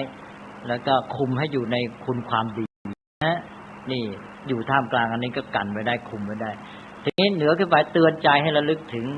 พระพุทธเจ้าพระรัตนตรัยความดีงามโยงคุณค่าทางจิตใจไปถึงบิดามารดาเป็นต้น4ก็เป็นสื่อธรรมะเข้าสู่คำสอนพุทธศาสนาแล้วก็จะทำให้จิตเกิดสมาธิรวมจิตใจได้แล้วก็เป็นทางให้พระสอนธรรมะอะไรต่ออะไรไปเรียกร้องจริยธรรมก็ได้4ประการใช่ไหมนี่อย่างน้อยนะใช้ให้เป็นทีนี้ถ้าใช้ไม่เป็นผิดพายยังไงบ้างก็1ทำให้ติดหลงจมอยู่ ในความหมายว่าศาสนาเป็นที่พึ่งที่ยึดเหนี่ยวจิตใจก็ได้ที่พึ่งพำนักกล่อมใจแล้วได้หวังพึ่งสิ่งศักดิ์สิทธิ์ท่านจะช่วยเรามีกำลังใจกล่อมใจสบายหายทุกข์หายร้อนหายเดือดเนื้อร้อนใจก็เลยไม่ดิ้นรนขนขวายนอนรอความช่วยเหลือนะเป็นเอาสรุปอีกทีการปฏิบัติที่ผิดก็หนึ่งว่าทำให้ติดให้หลงจมอยู่กับเรื่องเหล่านี้สองก็หวังพึ่งใช่ไหมแล้วก็ทำให้อ่อนแอตกอยู่ในความประมาทไม่ทำการด้วยความเพียรแล้วก็พึ่งตนเองไม่ได้แล้วต่อไปก็อาจจะถ้าผู้ใช้เช่นพระเนี่ยไม่เข้าใจหลักการพุทธศาสนาไม่มีเจตนาที่ถูกต้องไม่มีปัญญาที่จะนำต่อไปกลายเป็นเครื่องดึงคนออกจากพุทธศาสนาไปเลยเป็นผลร้ายที่ตรงกันข้ามเลยกลับไปนึกว่าสิ่งเหล่านี้ก็เหมือนกับสิ่งศักดิ์นอกพุทธศาสนาเป็นแบบไสยศาสตร์เป็นแบบเทพเจ้าไปเลยใช่ไหมก็เอาความหมายนี้มาใส่พุทธศาสนาก็ดึงคนออกจากพุทธศาสนาโดยไม่รู้ตัวเลยซึ่งเป็นได้มากด้วยนะดังนั้นผลตรงข้ามแทนที่จะดึงคนเข้าสู่ธรรมะสู่พุทธศาสนาก็กลายเป็นดึงออกไปเลยสี่อาจจะเป็นช่องทางเป็นเครื่องมือของการหลอกลวงและหาลาภใช่ไหมผู้มีเจตนาไม่ดีก็อาจจะใช้สิ่งเหล่านี้เป็นเครื่องมือหาผลประโยชน์ส่วนตัวได้ลาภได้สักการะอะไรต่างๆมากมายแล้วก็ผลสังคมก็คือการที่มนุษย์ก็อยู่ด้วยความที่หวังพึ่งสิ่งภายนอกแล้วก็อ่อนแอกันทั่วไปและอีกอย่างหนึ่งที่สำคัญมากผลต่อสังคมก็คือว่ามนุษย์ที่หวังพึ่งอำนาจเร้นลับภายนอกมาช่วยนี้จุดสัมพันธ์ของเขาก็คือสิ่งเร้นลับที่เขามองไม่เห็นความสัมพันธ์ของเขาอยู่กับสิ่งนี้เมื่อความสัมพันธ์ไปอยู่ที่นี้แล้วเขาจะไม่ค่อยเอาใจใส่ต่อเพื่อนมนุษย์ด้วยกันไม่ค่อยเหลียวแลมนุษย์นั้นอยู่ด้วยการจะสร้างสังคมด้วยการที่เหลียวแลกันอย่างหนึ่งและการที่ต้องหวังพึ่งกันไม่จำเป็นจะต้องไปเหลียวแลผู้อื่นหรอกแต่การที่หวังพึ่งผู้อื่นนี่แหละก็ทำให้มนุษย์ต้องไปร่วมมือกับคนอื่นใช่ไหมทำให้พยายามมาช่วยกันร่วมกันแก้ปัญหาเมื่อมนุษย์รู้อยู่ว่าเราจะต้องแก้กับปัญหากันเองด้วยตัวพวกเราเองมนุษย์ก็จะไปหาทางที่จะมาร่วมกันคิดแก้ปัญหาการหวังพึ่งซึ่งกันและกันการเอาใจใส่ซึ่งกันและกันเกิดขึ้นการร่วมกันคิดขึ้นก็ทำการแก้ปัญหาของสังคมได้แต่มนุษย์ที่ไปหวังพึ่งสิ่งเร้นลับอำนาจเนี่ยมุ่งในการสัมพันธ์เขาไปอยู่ที่สิ่งเหล่านั้นซะแล้วเขาก็ไม่มาคิดหวังพึ่งเพื่อนมนุษย์ด้วยกันที่อยู่ในชุมชนเดียวกันที่อยู่ในสถานะระดับเดียวกับเขาที่เป็นเพื่อนร่วมท้องถิ่นสังคมเพราะฉะนั้นการร่วมมือการช่วยเหลือกันในสังคมแบบนี้จะไม่ค่อยมีการร่วมกันคิดแก้ปัญหาเป็นต้นเพราะฉะนั้นสังคมอย่างนี้ก็พัฒนาได้ยากและจะเป็นอุปสรรคแก่ประชาธิปไตยด้วยเพราะประชาธิปไตยจะต้องอาศัยการที่มนุษย์ที่อยู่ในชุมชนท้องถิ่นสังคมนั้นมาพึ่งพาอาศัยซึ่งกันและกันร่วมในการคิดแก้ปัญหาใช่ไหมนั่นคือผลเสียในสังคมผลเสียในที่เป็นหลักใหญ่กลางแต่ละคนก็สูญเสียอยู่แล้วก็หลายอย่างแหละทำให้การด้วยความเพียรทำให้ไม่พยายามพัฒนาตนเองทำให้ตกอยู่ในความประมาททำให้ตนเองสูญเสียอิสรภาพนี่เป็นหลักใหญ่เสร็จแล้วสังคมก็ยังสูญเสียอีกก็คือที่ว่าจะไม่มาร่วมกันช่วยกันคิดแก้ปัญหาและทำการร่วมกันจริงไหมมนุษย์พวกนี้สังคมแบบนี้ก็จะไม่ค่อยมีการร่วมกันแก้ปัญหาในหมู่มนุษย์นี้สังคมที่หวังพึ่งใครไม่ได้แล้วเขาก็จะต้องดิ้นรนสุดขีดด้วยตนเองหนึ่งสองเขาจะต้องหวังพึ่งกันช่วยกันแก้ปัญหาในปัญหาร่วมกันของชุมชนเป็นต้นก็จะท พัฒนาขึ้นมาได้เรื่อยๆบางคนเพราะฉะนั้นจึงพูดว่าการหวังพึ่งสิ่งศักดิ์สิทธิ์เนี่ยต้องระวังมากอาจจะเป็นการลงทุนที่ได้ไม่คุ้มเสียจะเป็นอย่างนี้มากผลได้คือทำให้จิตใจสบายคลายทุกข์ไปทีหลบทุกข์หลบปัญหากล่อมใจปลอบประโลมจิตใจชุ่มฉ่ำไปได้แต่แค่นี้มันพอไหมแม้แต่ตัวมันเองก็ทำให้พลาดได้ก็คือว่ามันก็เลยสบายไม่ดิ้นรนอย่างที่ว่าเมื่อกี้นั้นสิ่งกล่อมสิ่งต่างๆเหล่านี้เป็นสิ่งกล่อมนิดหนึ่งเพราะนั้นมาร์กซิสมันจึงมองศาสนาว่าเป็นยาฝิ่นเพราะแกก็ไม่รู้จักศาสนาพอโดยเฉพาะแกไม่รู้จักพุทธศาสนาเลยแกก็ไปเห็นศาสนาต่างๆเป็นอย่างนั้นแกก็มองศาสนาเป็นยาฝิ่นเป็นโอเปียมเนี่ยแกไม่รู้จักคาร์ลมาร์กซ์ไม่รู้จักพุทธศาสนาแล้วแกก็ไม่รู้หลักการเหล่านี้เพราะนั้นพุทธศาสนาเรารอบเปิดเยอะอันนี้พวกคนสมัยใหม่ก็ไปชื่นชมมาร์กซ์เลยเข้าใจว่าโอ้นี่เขาว่าถูกนี่มันก็มีความจริงอยู่ใช่ไหมว่าศาสนาก็เป็นยาฝิ่นเลยงอมแล้วก็ทำให้กล่อมก็เพลินสบายใจแล้วไปหาหมอผีก็มันนอนสบายตอนก่อนนี่มีไฟมีภัยหวาดกลัวหวั่นใจนอนไม่หลับพอไปหามาเสร็จแล้วนอนหลับได้ใช่ไหมแต่ว่าอย่าไปปฏิเสธซะเลยนะสิ่งกล่อมมีประโยชน์นะครับสิ่งกล่อมใช้ให้เป็นมีประโยชน์เนี่ยตอนนี้ก็ตื่นกีฬาก็เป็นสิ่งกล่อมชนิดหนึ่งถ้าใช้ในขอบเขตก็เป็นประโยชน์นะสิ่งบันเทิงดนตรีกีฬานะสิ่งนี้เป็นสิ่งกล่อมเท่านั้นเลยคนเรานี่เหน็ดเหนื่อยมีความร้อนรนกระวนกระวายชีวิตบีบคั้นบางทีมันต้องมาหาอะไรที่มันช่วยให้จิตใจสบายกล่อมจิตพักจิตบ้างใช่ไหมนะการร่างกายก็ต้องการการพักผ่อนจิตก็ต้องการการพักผ่อนนั้นเราก็มาอาศัยสิ่งกล่อมเหล่านี้นะดนตรีบางคนก็จิตใจไม่สบายวุ่นวายก็ฟังดนตรีก็กล่อมใจสบายไปนะก็สิ่งศักดิ์สิทธิ์ก็ไปมาแล้วมาอ้อน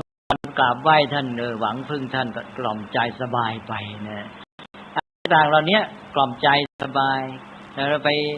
มีเรื่องราวชีวิตประจำวันก็วุ่นวายก็มาดูกีฬาสบายไปทีอะไรเงี้ยนะดูรายการบันเทิงทีวีทีก็กล่อมใจสบายพวกนี้มีอำนาจเป็นตัวกล่อมทำให้คนได้พักจิตใจสบายพอพักแล้วมันก็บางทีทำให้สดจิตใจที่มันเหนื่อยเพลียหอบเหี่ยวมาเกิดมีความสดชื่นขึ้นมาเหมือนกันก็ได้ประโยชน์ทำให้มีพลังที่จะได้เดินหน้าแต่ว่าทีนี้มันเกิดที่ไปติดเนี่ยเกิดไปติดสิ่งกล่อมอะไรคราวนี้เราไปเลยนี่ข้อสำคัญก็คือมันติดไอ้สิ่งกล่อมมันมักจะจูงใจในการที่ติดใช่ไหมพอไปติดก็เพลินคราวนี้ก็กลายเป็นว่าแทนที่จะดีผลร้ายมาแหละก็ทำให้ตัวเองหยุดนิ่งไม่เคลื่อนไหวไม่ดิ้นรนไม่ขนขวายไม่ทำการต่างๆใช่ไหมนั้นอำนาจผลในทางลบเกิดขึ้นเพราะนั้นเราจะต้องใช้สิ่งกล่อมให้เป็นถ้าจะใช้ก็ใช้พอจิตที่มันดิ้นรนกระวนกระวายเร่าร้อนเนี่ยให้มันได้สงบเย็นลงไปแต่อย่าอยู่แค่นี้นะ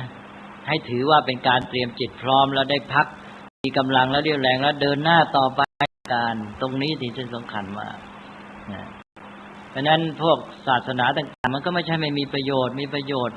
อย่างน้อยคลายหายทุกข์ใช่ไหมจิตใจสบายไม่งั้นเขาจิตใจมันร้อนกระวนกระวายกระสับกระส่ายหมดเลยแล้วมันทำอะไรไม่ได้เลยไม่มีกำลังมันก็ช่วยได้แต่ว่าพร้อมกันนั้นก็มีผลเสียที่ว่าเนี่ยการที่ว่าทำให้กลับมาติดมาเพลินติดเพลินก็เป็นโทษแล้วก็มาหวังพึ่งอีกก็อ่อนแออีกก็เป็นโทษที่พูดไปแล้วทั้งหมดนั่นแหละดังนั้นก็ต้องใช้ให้ถูกต้องนี่สิ่งกล่อมมาได้แม้กระทั่งสมาธิถ้าใช้ไม่เป็นก็เป็นสิ่งกล่อมอีกบางคนนี่อย่างฝรั่งจิตใจเร่าร้อนพออยู่ในสถานที่บีบคั้นระบบการแข่งขันมุ่งหาวัตถุเสพ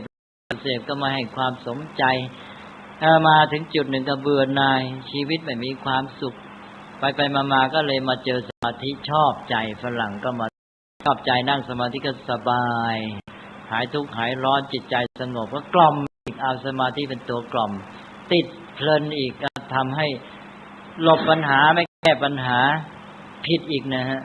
ฉะนั้นถ้าใช้ไม่เป็นสมาธิก็เป็นสิ่งกล่อมอีกจะใช้ถูกยังไงเป็นเรื่องที่เราจะต้องพูดกันต่อไปทั้งนั้นสิ่งเหล่านี้เป็นแง่มุมที่เอามาพูดเบื้องต้นมันมีแง่เขวอยู่ตลอดเวลาในการปฏิบัติธรรมอันนี้ก็รวมพูดมาเยอะแยะสรุปแล้วก็ไม่จบสักทีสรุปแล้วก็มาขยายอีกนะอันนั้นก็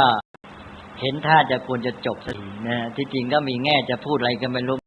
ขึ้นมาแล้วก็หายไปซะอีกนะมันมีเรื่องเยอะเรื่องเหล่านี้มีแง่มุมมากมายนะดังนั้นเราก็จับหลักพุทธศาสนาไว้ให้ดีอย่าให้พลาดได้อย่าให้เพลียงพล้ำว่าเราใช้สิ่งเหล่านี้แค่ไหนแล้วก็อย่าไปดูหมิ่นแล้วก็อย่าไปติดไปหลงใช้ให้ถูกเพราะว่าเดี๋ยวนี้มันจะมีแนวโน้มไปสุดขั้วพวกหนึ่งก็ปฏิเสธก็ด่าว่าติเป็นไปเลยใช่ไหมที่พวกหนึ่งก็หลงงมงายติดไปเลยบางทีก็บอกว่าไม่เชื่อแต่อย่าลบหลู่เดี๋ยวนี้อ้างกันนักเชียวเนี่ยไม่เชื่อแต่อย่าลบหลู่แล้วท่านจะตอบว่าไงไม่ใช่ไม่เชื่อแต่ฉันอยากจะเรียนรู้ว่าไงใช่ไหมท่านไม่ได้ลบหลู่พุทธศาสนาไม่เคยสอนให้ลบหลู่ใครแต่ท่านมาให้ว่าไม่เชื่อแล้วลบหลู่แล้วจะต้องยอมอย่างนั้นไม่ได้เหมือนกันพุทธศาสนาก็ไม่ยอมที่จะว่าไม่ลบหลู่แล้วต้องยอมสยบบอกว่าไม่เชื่อแต่อย่าลบหลู่ฉันไม่ลบหลู่แต่ฉันไม่ยอมสยบฉันจะต้องเรียนรู้เพราะนั้นคุณให้ปัญญาให้เหตุให้ผลใช่ไหมฉันต้องการเรียนรู้แล้วพุทธศาสนาสอนให้เราพัฒนาตัวก้าวหน้าต่อไปต้องทำการด้วยความเพียรให้มีความเข้มแข็งเราอาจจะได้จากสิ่งกล่อมให้สบายชั่วเดียวหนึ่งแต่ถ้าเรามีความเข้มแข็งไอ้ตัวทุกข์ที่บีบคั้นกลับเป็นพลังทำให้เราประสบความสำเร็จแล้วสิ่งที่ได้มานั้นกำไรมากกว่าถูกไหมได้สิ่งกล่อมสบายเป็นชั่วประเดี๋ยวหนึ่งก็ยอมทนทุกข์นี่เป็นตัวบีบคั้นทำให้มนุษย์นี่ไม่ประมาทโดยเฉพาะมนุษย์ปุถุชนนั้นจะเจริญงอกงามได้เพราะทุกข์บีบคั้นภัยคุกคามมนุษย์ปุถุชนนั้นเมื่อทุกข์บีบคั้นและภัยคุกคามก็จะลุกขึ้นดิ้นรนขนขวายยามใดสบายมีความหวังก็จะลงนอนเสวยสุขใช่ไหมเพราะฉะนั้นต้องระวังเพราะนั้นไอ้สิ่งที่มนุษย์เนี่ยบางทีมันก็เกิดผลร้ายกับตัวเองฉะนั้นก็เราก็จุดให้ได้ปฏิบัติต่อสิ่งนี้ให้ถูกต้องก็เป็นว่าสิ่งที่จะใช้ได้ก็มีแค่อะไรล่ะเนี่ยที่ว่าโดยสาระสำคัญก็คือว่าถ้าจะใช้แค่เป็นสิ่งกล่อมก็กล่อมพอให้ได้พักจิตแล้วสดชื่นแล้วเดินหน้าต่อไปแล้วต้องใช้ให้เกิดกำลังใจในทางสนับสนุนความเพียรพยายามไม่ใช่ทำให้เรานี่ไปรอคอยความช่วยเหลือสยบความเพียรไม่เพียรพยายามใช่ไหมต้องใช้ต้องอย่างนี้นะแล้วก็ถ้ามีกำลังเข้มแข็งขึ้นให้อยู่ด้วยตนเองเลยนะให้ใช้สิ่งเหล่านี้มาเป็นตัวเร่งตัวเองให้ไม่ประมาทยิ่งขึ้นเพราะคนที่ไม่ยอมกับสิ่งเหล่านี้นั้นใช้ทุกข์บีบคั้นภัยคุกคามมาทำให้ตนนี่เร่งรัดในการที่หล่นขนขวายหนักเข้าไปอีกใช่ไหมก็อยู่ที่ระดับการพัฒนาของคนด้วยสิ่งเหล่านี้ยืดหยุ่นและหลากหลาย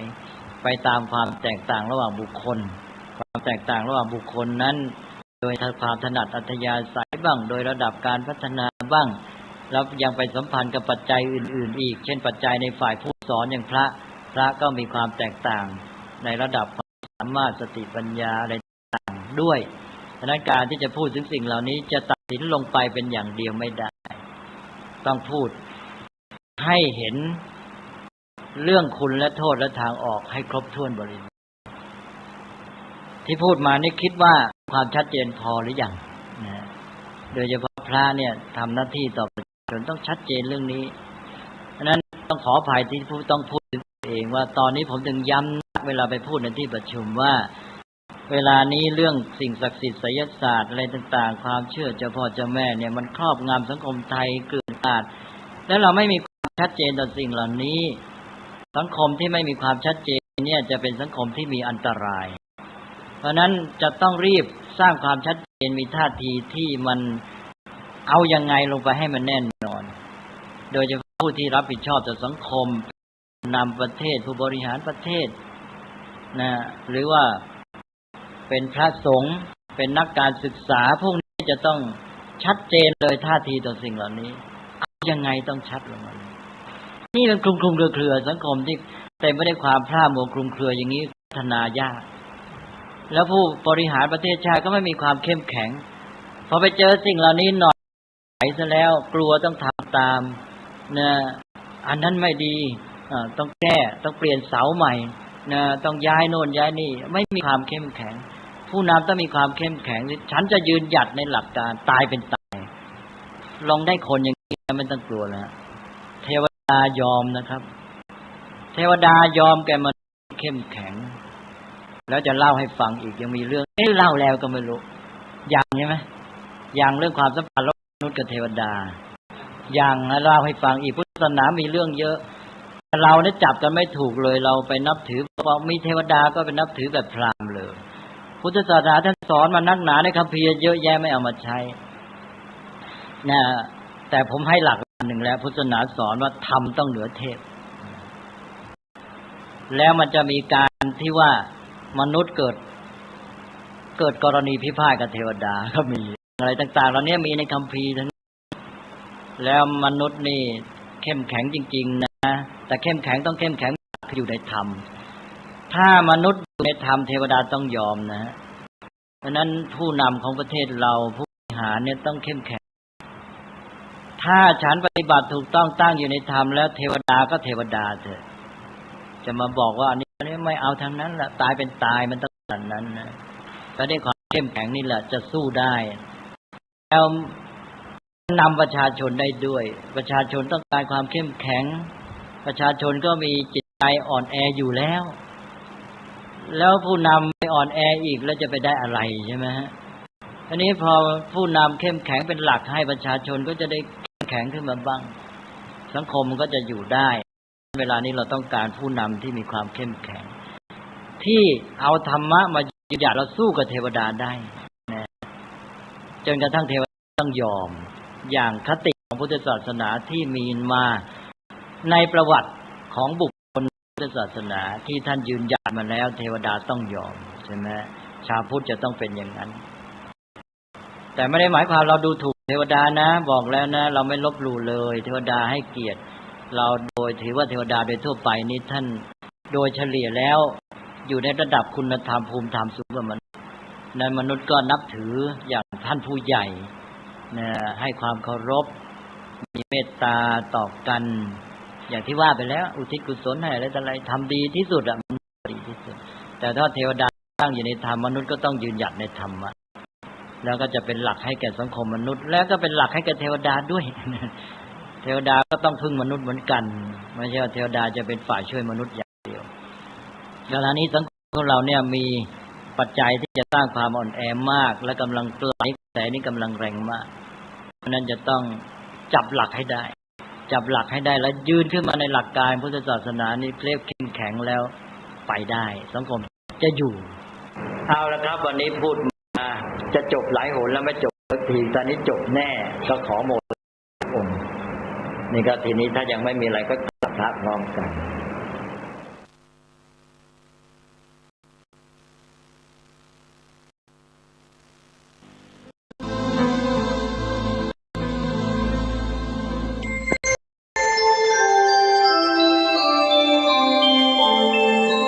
ขณะนี้ท่านกำลังฟังสถานีวิทยุกระจายเสียง FM 104.5 เมกะเฮิรตซ์ข่าวสารประชาสัมพันธ์ขอเชิญร่วมงานบุญมุทิตาจิตอายุวัฒนมงคลพระครูวินัยธรนันทวัฒน์อิสระยาโนผู้ช่วยเจ้าวาดวัดดอนตันอำเภอแม่ริมจังหวัดเชียงใหม่ฉลองสมโภชครบรอบวัดดอนตัน288ปีรับเป็นเจ้าภาพโรงทานเจ้าภาพจะปัจจัยทายธรรมถวายสังฆทานรวมไปถึงถวายโลงศพติดต่อสอบถาม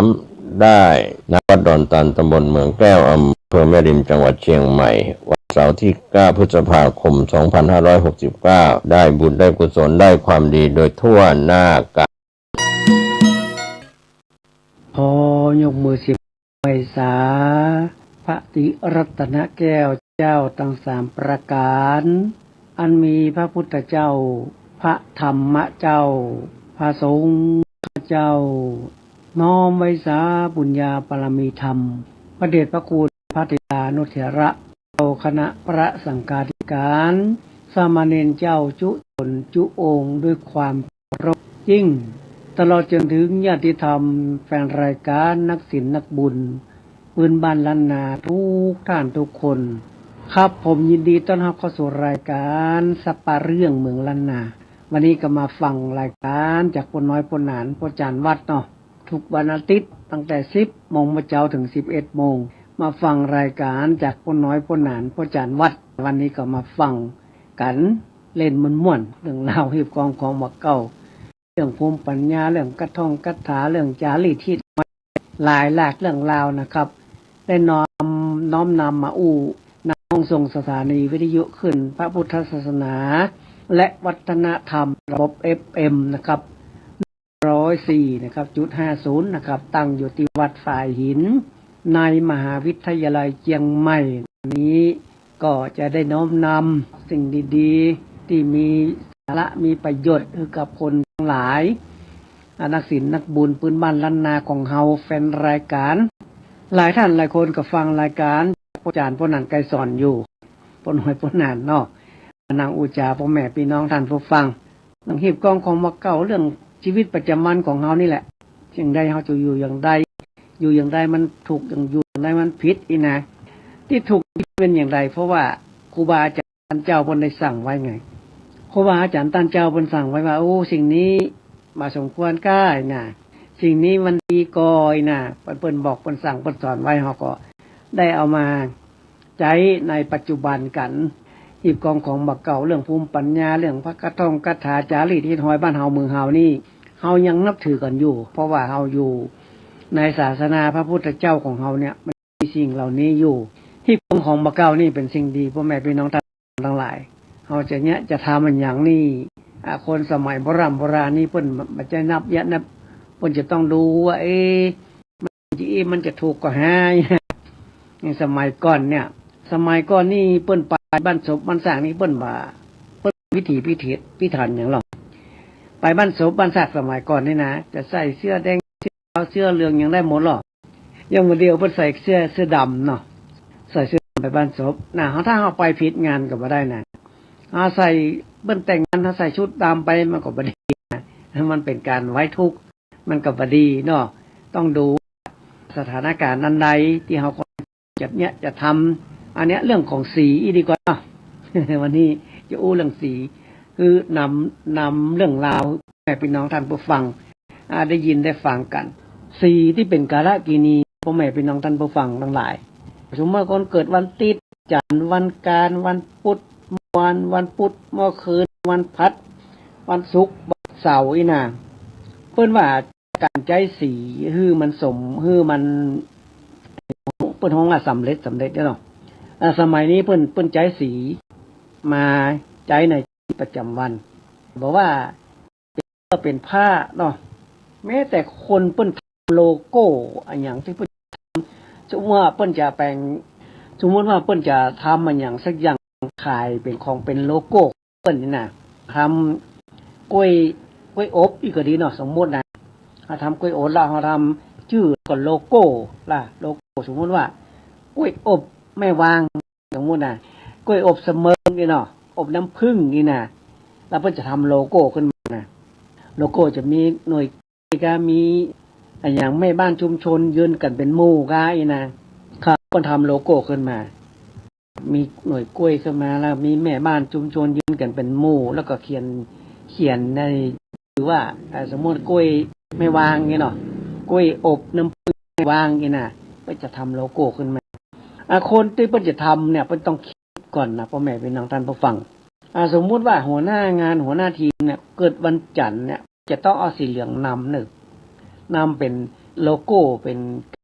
กาว่าเขาจะขายอันสิ่งเนี้ยสมมติว่ากล้วยอบน้ำผึ้งนี่เนาะเขาต้องเอาสีเหลืองสมมติว่าคนหัวหน้ากลุ่มนี่เป็นคนวันจันทร์นี่นะอันนี้สำคัญมากๆเลยพ่อแม่พี่น้องท่านผู้ฟังสำคัญมากเลยเรื่องของสีเพราะว่าคนวันจันทร์เนี่ยเป็นหัวหน้ากลุ่มหัวหน้างานแล้วไปใช้สีแดงมาเป็นโลโก้บัดได้พ่อแม่พี่น้องท่านผู้ฟังมาได้เพราะว่ามันจะบรรลุเรืองมันต้องทำตามที่ครูบาอาจารย์ท่านเจ้าเพิ่นบอกไว้สีอันเป็นกรกินีสีอันใดเป็นอำนาจสีอันใดเป็นร่ำรวยสีอันใดขยันสีอันใดผู้ใหญ่ฮักสีอันใดอายุยืนสีอันใดมีวันนักนี่นะมันมีหลายอย่างโลกคนสมัยก่อนสมัยโบราณนี่เปิ้นเนี่ยอย่างเปิ้นทำอย่างนี้เปิ้นต้องทำคือตามจารีตที่ห่วยอย่างคนเกิดวันจันทร์เนี่ยถ้าว่าอยากจะมีปริวารนักนี่นะเอาเริ่มต้นที่วันติดดีกว่าเนาะเอาเริ่มต้นที่วันติดนะวันติดเนี่ยคนที่ว่าอยากจะมีปริวารนักหลายๆนี่นะ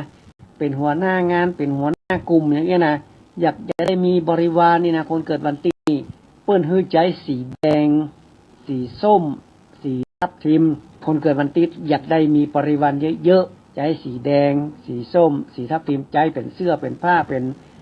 สำนักงานเป็นตู้โต๊ะอย่างก็ได้หมดอะป้ายไวนิวอย่างนี้นะคนเกิดวันติดเนี่ยถ้าอยากจะอายุยืนคือใจสีมุกก็สีไข่มุกนะเนาะแล้วก็สีขาวนวลสีเพชรอายุจะยืนคนเกิดวันอาทิตย์ถ้าใจสีนี้อายุยืนสีมุกสีขาวนวลสีเพชรคนเกิดวันอาทิตย์เหมือนกันถ้าอยากจะมีอำนาจวาสนาเนี่ยเปิ้นฮื้อใจสีหยัง เขาเป็นผู้รวงกำนันเป็นหัวหน้ากลุ่มหัวหน้างานอย่างเงี้ยเขาอยากจะมีอำนาจนี่นะเขาเกิดวันอาทิตย์นี่นะฮื้อใจสีชมพูสีม่วงสีแดงจะเป็นเสื้อเป็นผ้าเป็นหมวกเป็นโต๊ะทำงานเป็นม่านทำงานไอ้อย่างทั้งหลายนี่นะเอาเป็นสีชมพูสีม่วงสีแดงเนอะคนเกิดวันอาทิตย์อยากจะมีวัดอำนาจมีอำนาจมัดใหญ่เนาะคนเกิดวันอาทิตย์เหมือนกันอยากจะร่ำรวยใจสีหยังอีนะคนเกิดวันอาทิตย์นะครับถ้าอยากจะร่ำรวยคือจะสีเขียวมรกตหรือว่ายกสียกนะสีเขียวสีมรกตสียกนะอันนี้จะร่ำจะรวยละ นี่ตามครูบาอาจารย์ท่านเจ้าเป็นบอกไว้เนาะถ้าว่าคนเกิดวันอาทิตย์อยากจะมีที่ดินนี่นะโอ้กาที่ดินอยากจะได้ที่ดินนี่นะอยากจะมีที่ดินเนี่ยเพิ่นฮื้อใส่สีดำสีม่วงแล้วก็สีเทาเนอะคนเกิดวันอาทิตย์อยากจะมีที่ดินนี่นะแล้วคนเกิดวันอาทิตย์เหมือนกันอยากจะฮื้อมันขยันขันแข็งให้มันมีพละกำลังดีนะคนเกิดวันอาทิตย์นี่เพิ่นฮื้อใจสีเหลืองสีแสดก็สีบุษราคำถ้าใส่เสื้อสีอย่างนี้นี่ขยันขันแข็งมากๆเลยคนเกิดวันอาทิตย์เหมือนกันถ้าอยากจะให้ผู้ใหญ่รัก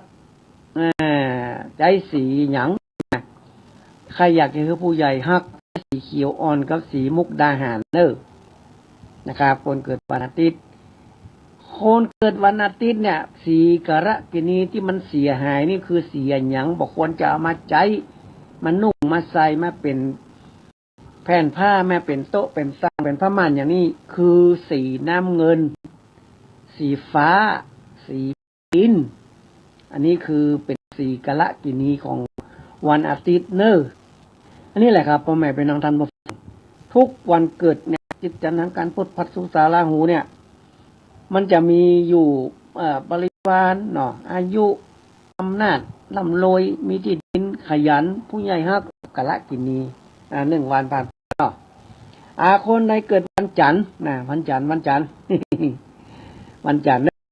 คนเกิดวันจันทร์เนี่ยอยากจะได้มีปริวารนักหลายๆเป็นหัวหน้างานเป็นหัวหน้ากลุ่มเป็นเจ้านายอย่างก็อยากจะมีปริวารเยอะๆอีกนะ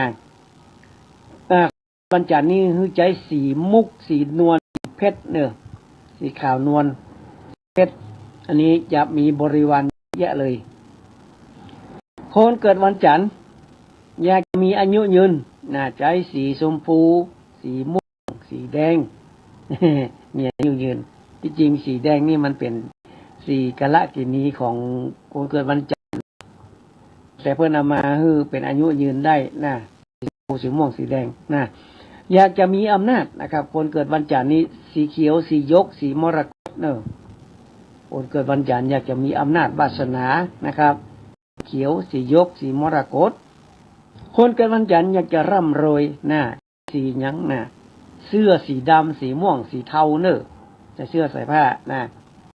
จะร่ำรวยเลยคนเกิดวันจันทร์อยากจะร่ำรวยคือสีดำสีม่วงสีเทาคนเกิดวันจันทร์นะครับอยากจะมีที่ดินนะใจสีแซดสีเหลืองสีบุตรราคำไปฟังบัตรตานโทรมาหาพ่อนานพ่อนานจะเล่าให้ฟังใหม่นะคนเกิดวันจันทร์อยากจะขยันการแข่งเนี่ยคือใจสีเขียวสีมรกตสียกเนอะอันนี้ขยันขันแข็งสำหรับคนเกิดวันจันทร์คนเกิดวันจันทร์อยากจะให้ผู้ใหญ่ฮักใจสีหยังนะสีน้ำเงินสีฟ้าสีไฟดินสีที่เป็นการกินีสำคัญคนเกิดวันจันทร์คือสีแดงสีทับทิมสีบานเย็นแล้วก็สีส้มแต่สีส้มนี่มันเป็นสีดูดเงินดูดทรัพย์นะมันเปิ้นก็คิดหลายมุมเนาะ ครับผ่านไป2 วันแล้วเนาะมันติดกับวันจันทร์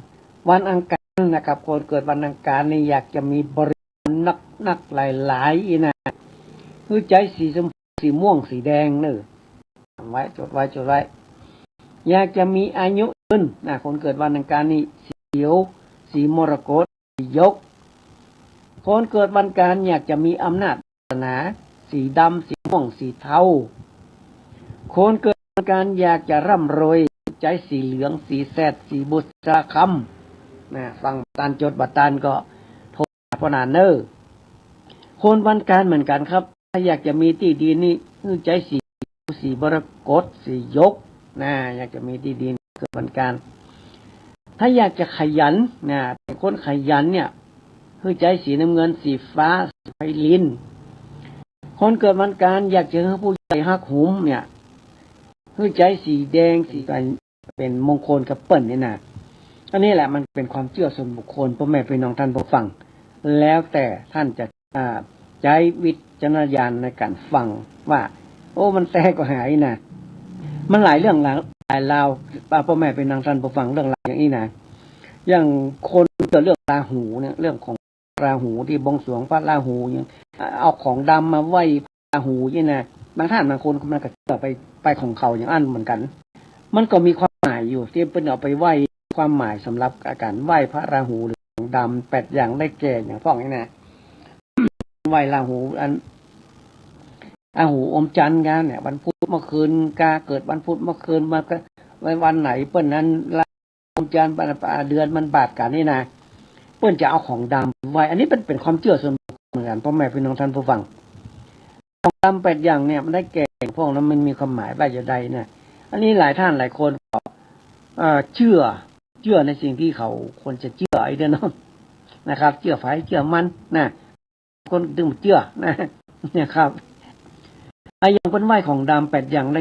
คือแก่พระราหูเวลาราหูอมจันทร์อย่างที่นะมันจะมี8 อย่างนะมันก็มีความหมายโมนะของดำนะเดี๋ยวพอหนารู้ฟังเนาะ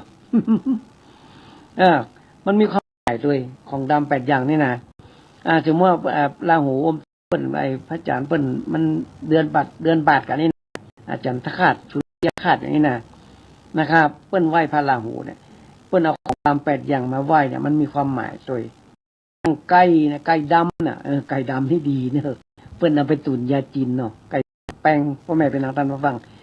ไก่ดำเนี่ยหมายถึงอย่าง หมายถึงมันคุยเคียค้าขายดีนะค้าขายดีเวลาเอาไก่ดำไปไหว้พระหูนี่นะอันที่2ขนมเปียกปูนเนี่ยหมายถึงการ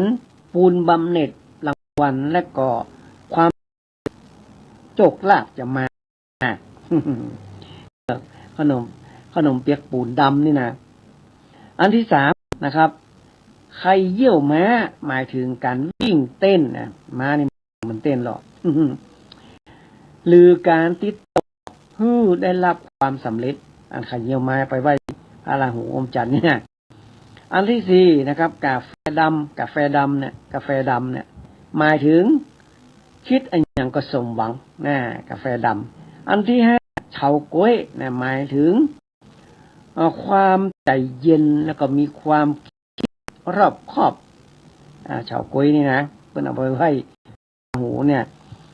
อันที่หกถั่วดำนะหมายถึงความเจริญรุ่งเรืองเนอะ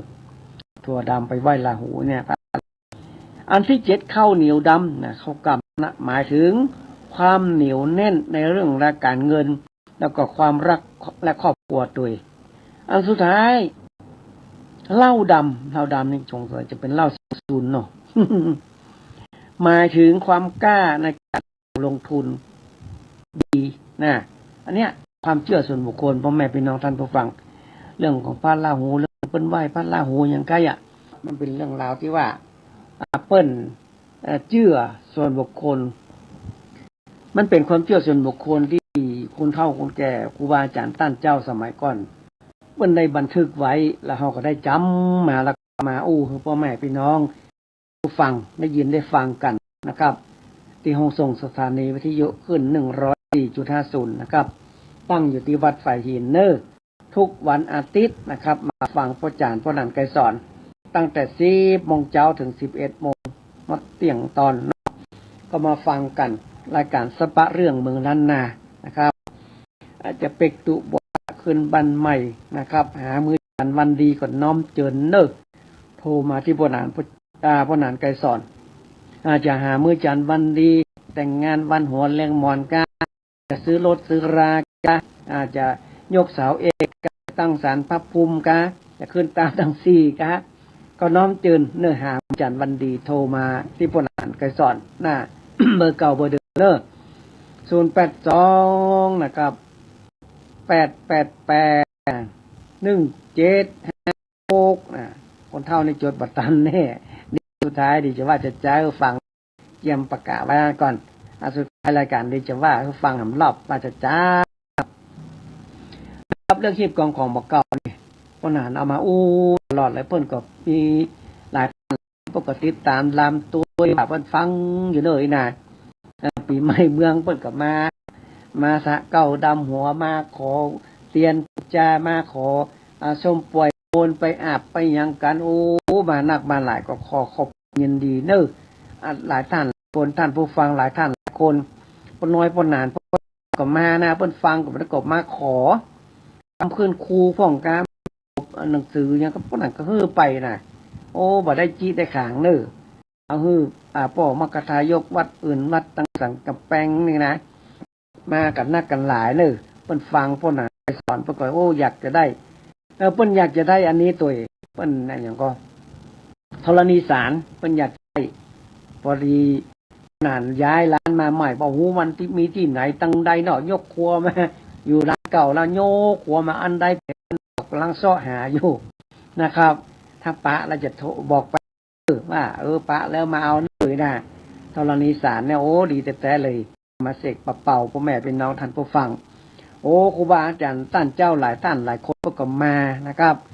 ตั้งกรุงเทพก็มาตั้งนครสวรรค์ก็มาหลายที่หลายศิษย์ลูกหานะครับมากันหลายก็ขอบคุณยินดีทุกท่านทุกคนที่เป็นลูกศิษย์ลูกหาที่ไม่ได้มาขึ้นสู่ลงหาพ่อจารย์พ่อหนันไกรสอนยินดีต้อนรับทุกท่านทุกคนเนอะ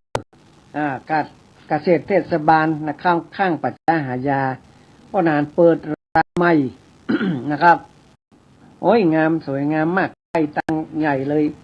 จอดรถหน้าร้านได้เลยกรุงชาติปักอยู่หน้าร้านนะครับใกล้มูลนิธิอปพรปัจจาหายาการเกษตรเทศบาลเนอร์พ่อแม่พี่น้องท่านผู้ฟัง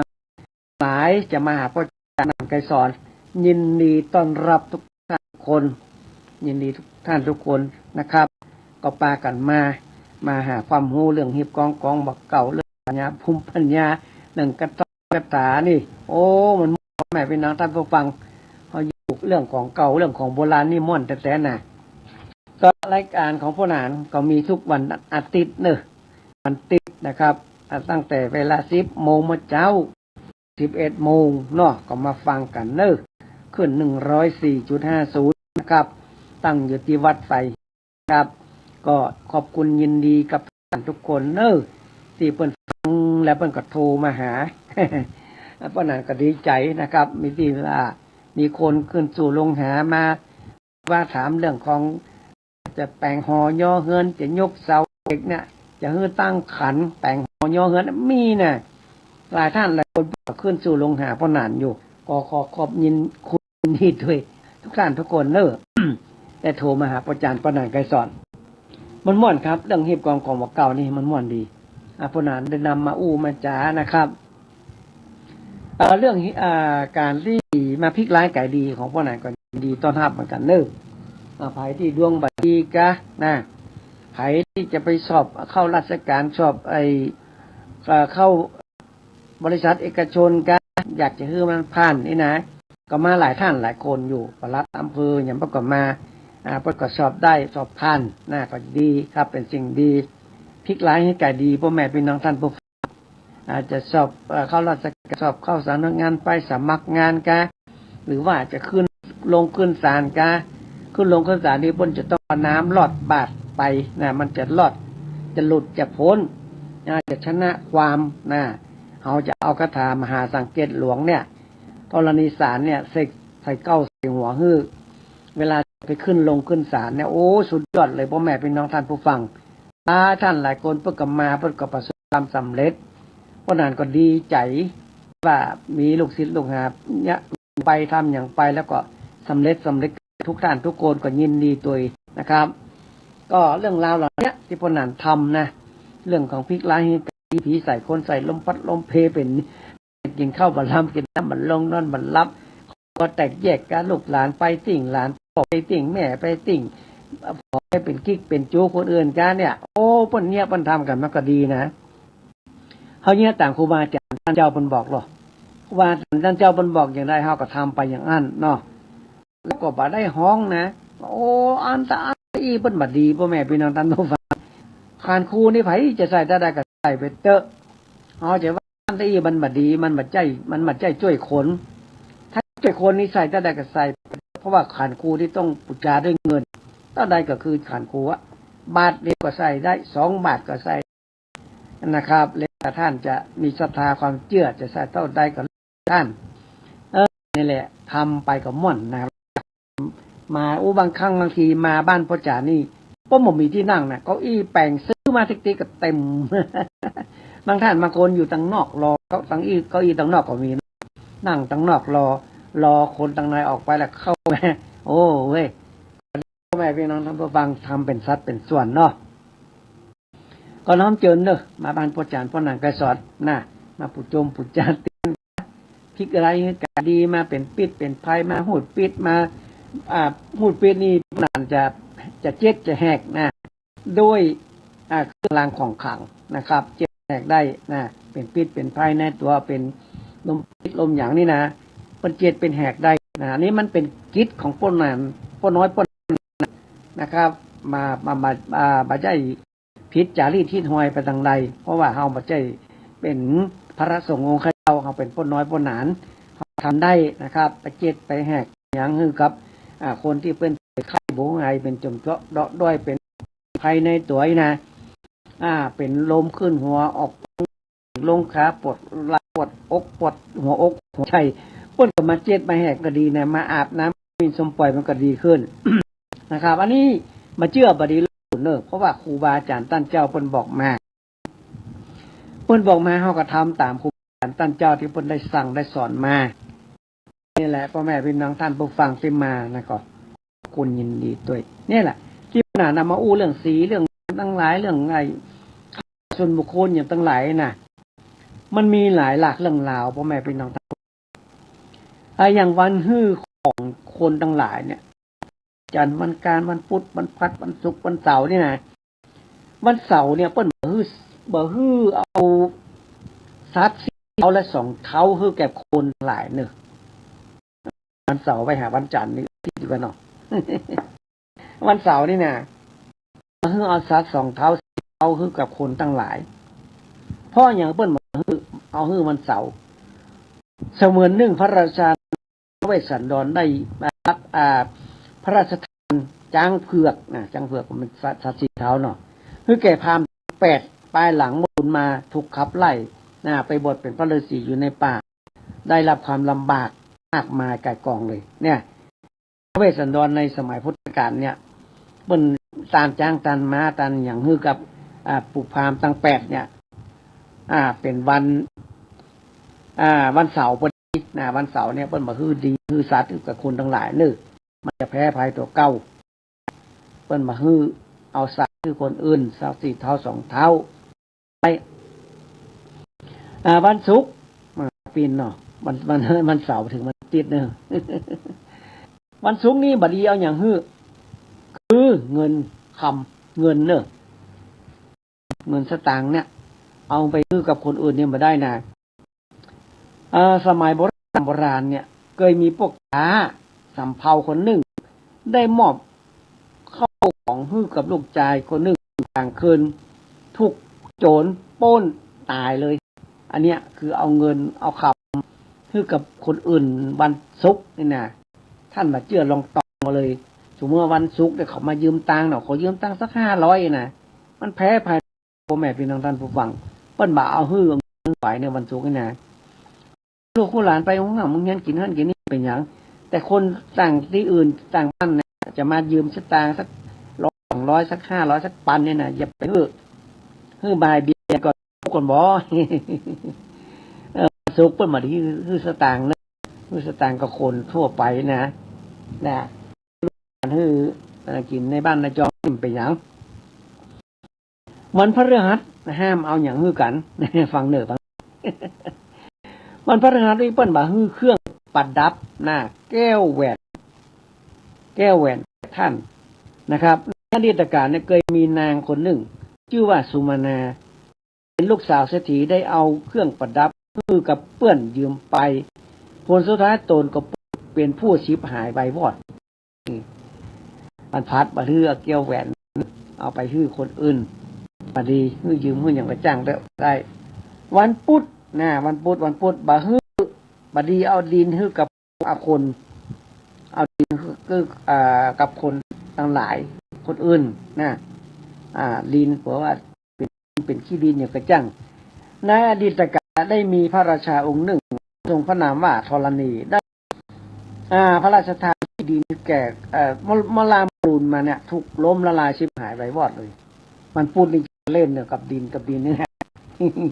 จะชิบหายไปก็ไม่เป็นนางท่านผู้ฟังวันอังคารฟันปีนเนาะว่าเสาไปหาจะปีนเนาะวันอังคารดีอย่างฮือกันเล็กท่านฟังเป็นมิดเป็นขับบกเป็นรถตาเป็นอันยังกระจังที่เป็นเล็กเปิ้นบ่ฮื้อดีฮื้อกันเนอะวันอังคารบัดดีซื้อเล็กบัดดีเอาเล็กฮื้อกันวันอังคารนี่นะสมัยโบราณกาลเนี่ยในอดีตกาลเนี่ยมีฤาษีตนหนึ่งเทวะได้เอาขวานฮื้อกับนายพรานคนหนึ่งโมโลนนายพรานคนนั้นก็ได้มาฆ่าพระฤาษีหรือตายเอาด้วยขวานอันนั้นที่พระฤาษีฮื้อนายพรานอันนี้แหละบัดดีมันแป้ตกเก่าแป้ตัวเองเนอะเอาเล็กคือไผ่นะการนี้ห้ามเลยไปซื้อเล็กซื้อรถซื้อลาซื้ออย่างซื้อเล็กวันกันเนี่ยวันกันไปเอาเล็กเพิ่นเอาเล็กมาฮื้อเนี่ยแต่บางท่านคนถ้าไผเอาเล็กมาฮื้อเอากับบกเอามีดเอาอย่างมาฮื้อเป็นเล็กนะเพิ่นจะซื้อเอาบาทหนึ่งแก้เคสเพิ่นซื้อเอาบาทหนึ่ง แต่มันแล้วเพิ่นบ่ฮื้อซื้อฮื้อขายถ้ามันจำเป็นเพิ่นแก้ในการซื้อเอาบาทหนึ่งวันจันทร์บัดนี้เอาอย่างฮื้อกันเสื้อผ้าพ่อแม่พี่น้องท่านฟังเสื้อผ้าฮื้อแก่คนอื่นในอดีตการเนี่ยเคยมีลูกพวกกา7คนได้ฮื้อผ้าดอกคำแก่ผู้อนาถาผู้อนาถาคนทุกข์คนยากมาลนตนเองเนี่ยถูกคิดกัดตายเลยเนอะมันแพ้ไฟตนเองแพ้ไฟตัววันจันทร์นี่นะบัดนี้เอาเสื้อผ้าให้คนอื่นเนอะไปซื้อเสื้อผ้าบัดนี้เอาผ้าคนอื่นวันติดวันติดนี่บัดนี้เอาอย่างฮื้อกันวันติดนี่ อย่าฮื้อพันเข้าเนี่ยเข้าเจือ แก่คนอื่น เพราะสมัยอดีตการเนี่ยมีพระราชานามว่าพระอาทิตย์ได้เมื่อปฐมกาลขณะพระองค์ได้พระราชทานพันเข้าเปลือกราษฎรเมื่อลาโมลูนมาเนี่ยพระองค์ตกอับเข็นใจคนแต่คนตั้งหลายจะขึ้นนะนักแลเนี่ยเปิ้นบดีเอาเจือเข้าเจือนั่นเนี่ยอันนี้เอาไปไปแจกให้คนอื่นได้เนี่ยวันติดนี่นะมันเป็นแพ้ภัยตัวเก่านะ อันนี้สมัยวรณกาลเปิ้นได้บันทึกไว้นะจำไว้วันติดบดีเอาเข้าเจือเอาอย่างเจือพักเป็นพืชพันธุ์อย่างตั้งหลายเม็ดผักเม็ดอย่างเม็ดผักกาดเม็ดอย่างตั้งหลายเปิ้นบดีให้คนอื่นเด้อวันที่วันจันทร์เสื้อผ้าบดีให้คนอื่นวันการมีดมีเล็กนะบดีให้คนอื่นวันพุธที่ดินค้าขายที่ดินวันพุธบดีวันพฤหัสบดีให้เครื่องประดับ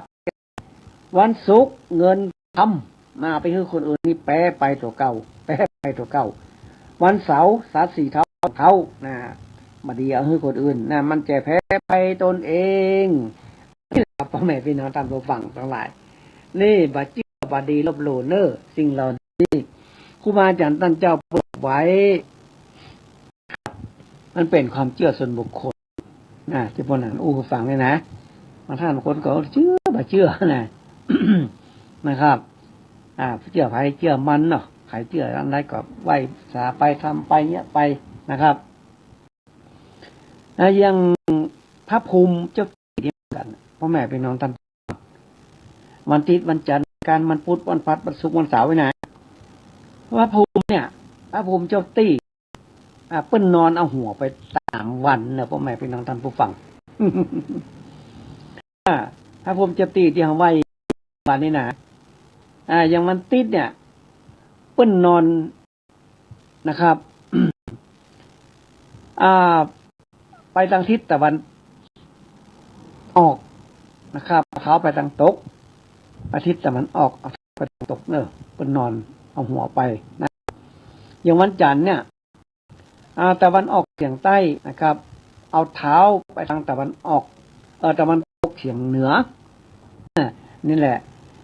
วันการเนี่ยเอาหัวไปทางใต้เอาเท้าไปทางเหนือพุธเนี่ยตะวันออกเฉียงใต้นะมันเอาหัวไปเนาะเท้านี่อยู่ตรงออกเฉียงเหนืออย่างพฤหัสเอาหัวไปทางทิศตะวันตกเอาเท้าไปทางทิศตะวันออกวันศุกร์เนี่ยพระภูมิเอาหัวไปทางทิศตะวันออกเฉียงเหนือเอาเท้าไปทางตะวันออกเฉียงใต้วันเสาร์เปิ้นจะเอาทางเหนือเนอะเอาเท้าไปทางทิศใต้ นี่บัดเยี่ยวบัดดีลบหลู่พ่อแม่พี่น้องท่านผู้ฟัง ป้านานเคยไปดูเจ้าตี้พระภูมิของบ้านป้านานนี่นะมีอยู่วันหนึ่งพระภูมิมันที่มันอยู่ตรงในหอพระนะดังในมันนกกันอย่างหมูหน่อจักอย่างจักกิมจักกาอย่างมันไปเข้าไงแล้วมันเอาตัวเจ้าปู่เจ้าย่าในสังภูมิน่ะมันเอาก้นนอนลงเร็วไผ่เอามาคุยมาเอาเจ้าปู่เจ้าย่าเป็นนอนลงนะก็ไปดูหนังสือกะมันเอาหัวไปทางใดวันนี้เนาะถูกต้องเลยไปนอนทางฝั่งวันนั้นน่ะพระภูมิเอาหัวไปทางใต้เอาเท้าไปทางเหนือที่เป็นนอนนั่นไหน พวกนั้นว่าโอ้นี่มันแต่หรอเนาะขนาดจักกาจิกิมอย่างหมูมันมาคุยสารพระภูมิน่ะเจ้าปู่เจ้าย่าอะไรมันโก้นน่ะเอาหัวไปทางใต้เอาเท้าไปทางเหนือแม่นตรงเป๊ะเลยเป็นการวันการพอดีพวกนั้นไปดูพระภูมิว่าอันอย่างมันไปคุยเจ้าปู่เจ้าย่าในที่ในสารพระภูมิก้นนอนอยู่พวกนั้นล่นไปพวกหนังสือวันการเอาหัวไปทางใต้เอาเท้าไปทางเหนือถูกต้องเลยพ่อแม่พี่น้องท่านผู้ฟังอันนี้แหละครับ นี่มันเป็นความเชื่อส่วนบุคคลนะครับเชื่อมันนะครับ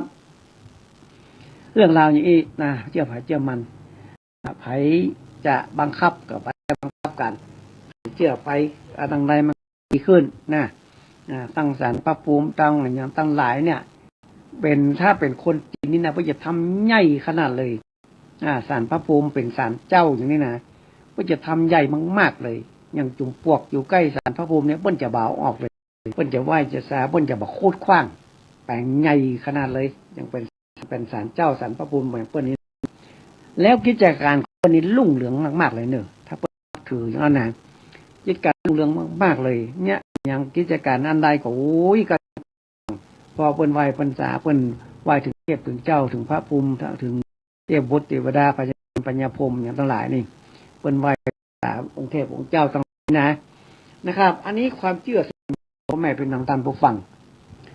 มันเป็นความเชื่อในศาสนาพระพุทธเจ้าเราได้ไหว้ได้สาอยู่ในศาสนาพระพุทธเจ้าเนี่ยเราได้อยู่กันกรุงรุ่งเรืองมีใจเนี่ยมาไหว้หาพระพุทธพระธรรมพระสงฆ์สิ่งศักดิ์สิทธิ์ทั้งหลายองค์เทพองค์เจ้าจุตนจุองค์หรอนะอย่างพระพุทธเจ้าเนี่ยมีกูล56พระธรรมมี38พระสงฆ์มีกูล14รวมกันเป็น108ที่เราไหว้นับประคำถึงวันนี้นะกูลพระพุทธเจ้า56กูลพระธรรม38กูลพระสงฆ์มี14รวมเป็น108เนี่ยกูลกันทะนี่มี12กูลแม่ก็12กูลน้ำก็12กูลโกนาคมัน21กูลป่อก็21กูลดินก็21กูลพระกัสสปะ6กูลไฟนี่6กูลโกตุมะกูลลม7กูลพระอริยเมตไตรนี่10นะกูลอัครา33กูลศีล5มี11กูลศีล8มี12กูลศีลบริสุทธิ์มี227กูลครูอาจารย์มี10กูลกรรมฐานมี8นะอันนี้แหละ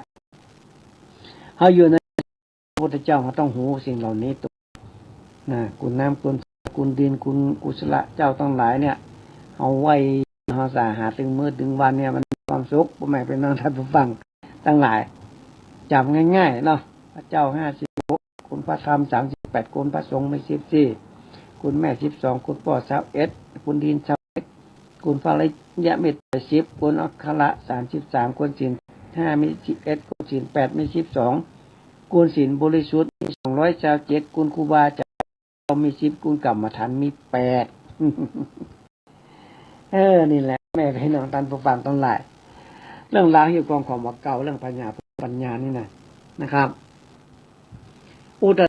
หมดเนาะพนานก็ได้นำมาคือพ่อแม่พี่น้องท่านผู้ฟังนะครับได้ยินได้ฟังกันนะครับทุกวันอาทิตย์เนอะฟังกันนะครับครับทุกวันอาทิตย์ก็มาฟังนะครับถ้าว่าทางสถานีเปิ้นมาได้ถ่ายทอดนะครับถ้าถ่ายทอดเปิ้นจะไลน์มาบอกหรอกวันอาทิตย์ที่นอนจะถ่ายทอดสดที่นั่นที่นี่ฟังแก้วกันไหนก็เปิ้นจะไลน์มาบอกเขาก็ทราบครับอีกถ้าเปิ้นได้ถ่ายทอดสดอย่างเขาก็ได้ฟังกันเนอะเรื่องกองหมกเก่าเรื่องความเชื่อส่วนบุคคลหลายเหล่านี้เพราะนั้นได้มันเอาออกอากาศให้พ่อแม่พี่น้องตามผู้ฟังได้ฟังกันนี่เป็นความเชื่อส่วนบุคคลแท้ๆเลยอย่างเลขบัตรประชาชนเนี่ยเขาเกิดมาปุ๊บเนี่ยได้13ตัวทุกคนเลยมี13ตัวมันจะเรียงกัน13ตัวเลยเพราะนั้นนี่บ่ต้องนี้เลยเพราะจำขึ้นใจเลยเลขบัตรประชาชนเนี่ยคนไหนมีเลขเก้าเยอะๆเนี่ยเพิ่นว่าบุญเก่ามันมีเนอะบุญเก่ามันบุญเก่าจัดแล้วมันมาถึงจัดนี้คนไหนมีเลข8เลข9เยอะๆนี่นะเพิ่นว่าบุญเก่ามีนะครับแล้วคนใดมีเลขท้ายเลข1อยู่ทางท้ายช่ำดีบนนั้นนี่อยู่ทางท้ายเนอะเลขประชาชนนี่นะมันจะมีกลุ่มดีกลุ่มแห่งความมั่นคงกลุ่มแห่งความร่ำรวยกลุ่มก้าวหน้ากลุ่มอุบัติเหตุเลขแห่งความทุกข์ใจเนี่ยตัวเลขเลวร้ายเพราะวิบากกรรมแก้ไขได้พ่อแม่พี่น้องท่านผู้ฟังเลขบัตรประชาชนนี่แก้ไขได้นะครับ มาหามป้อนานเนอ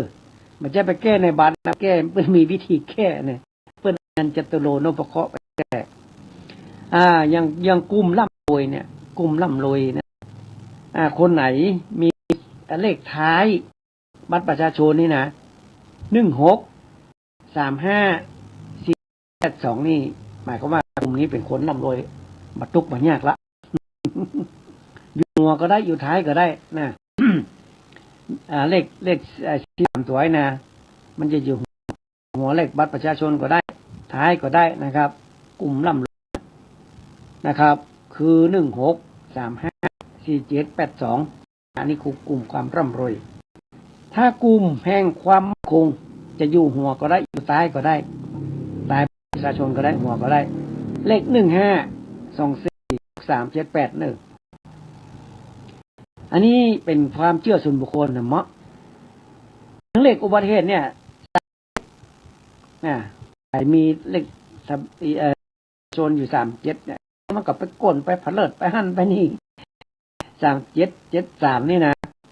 344857เนี่ยถ้าใครมีเลขบัตรประชาชนนะ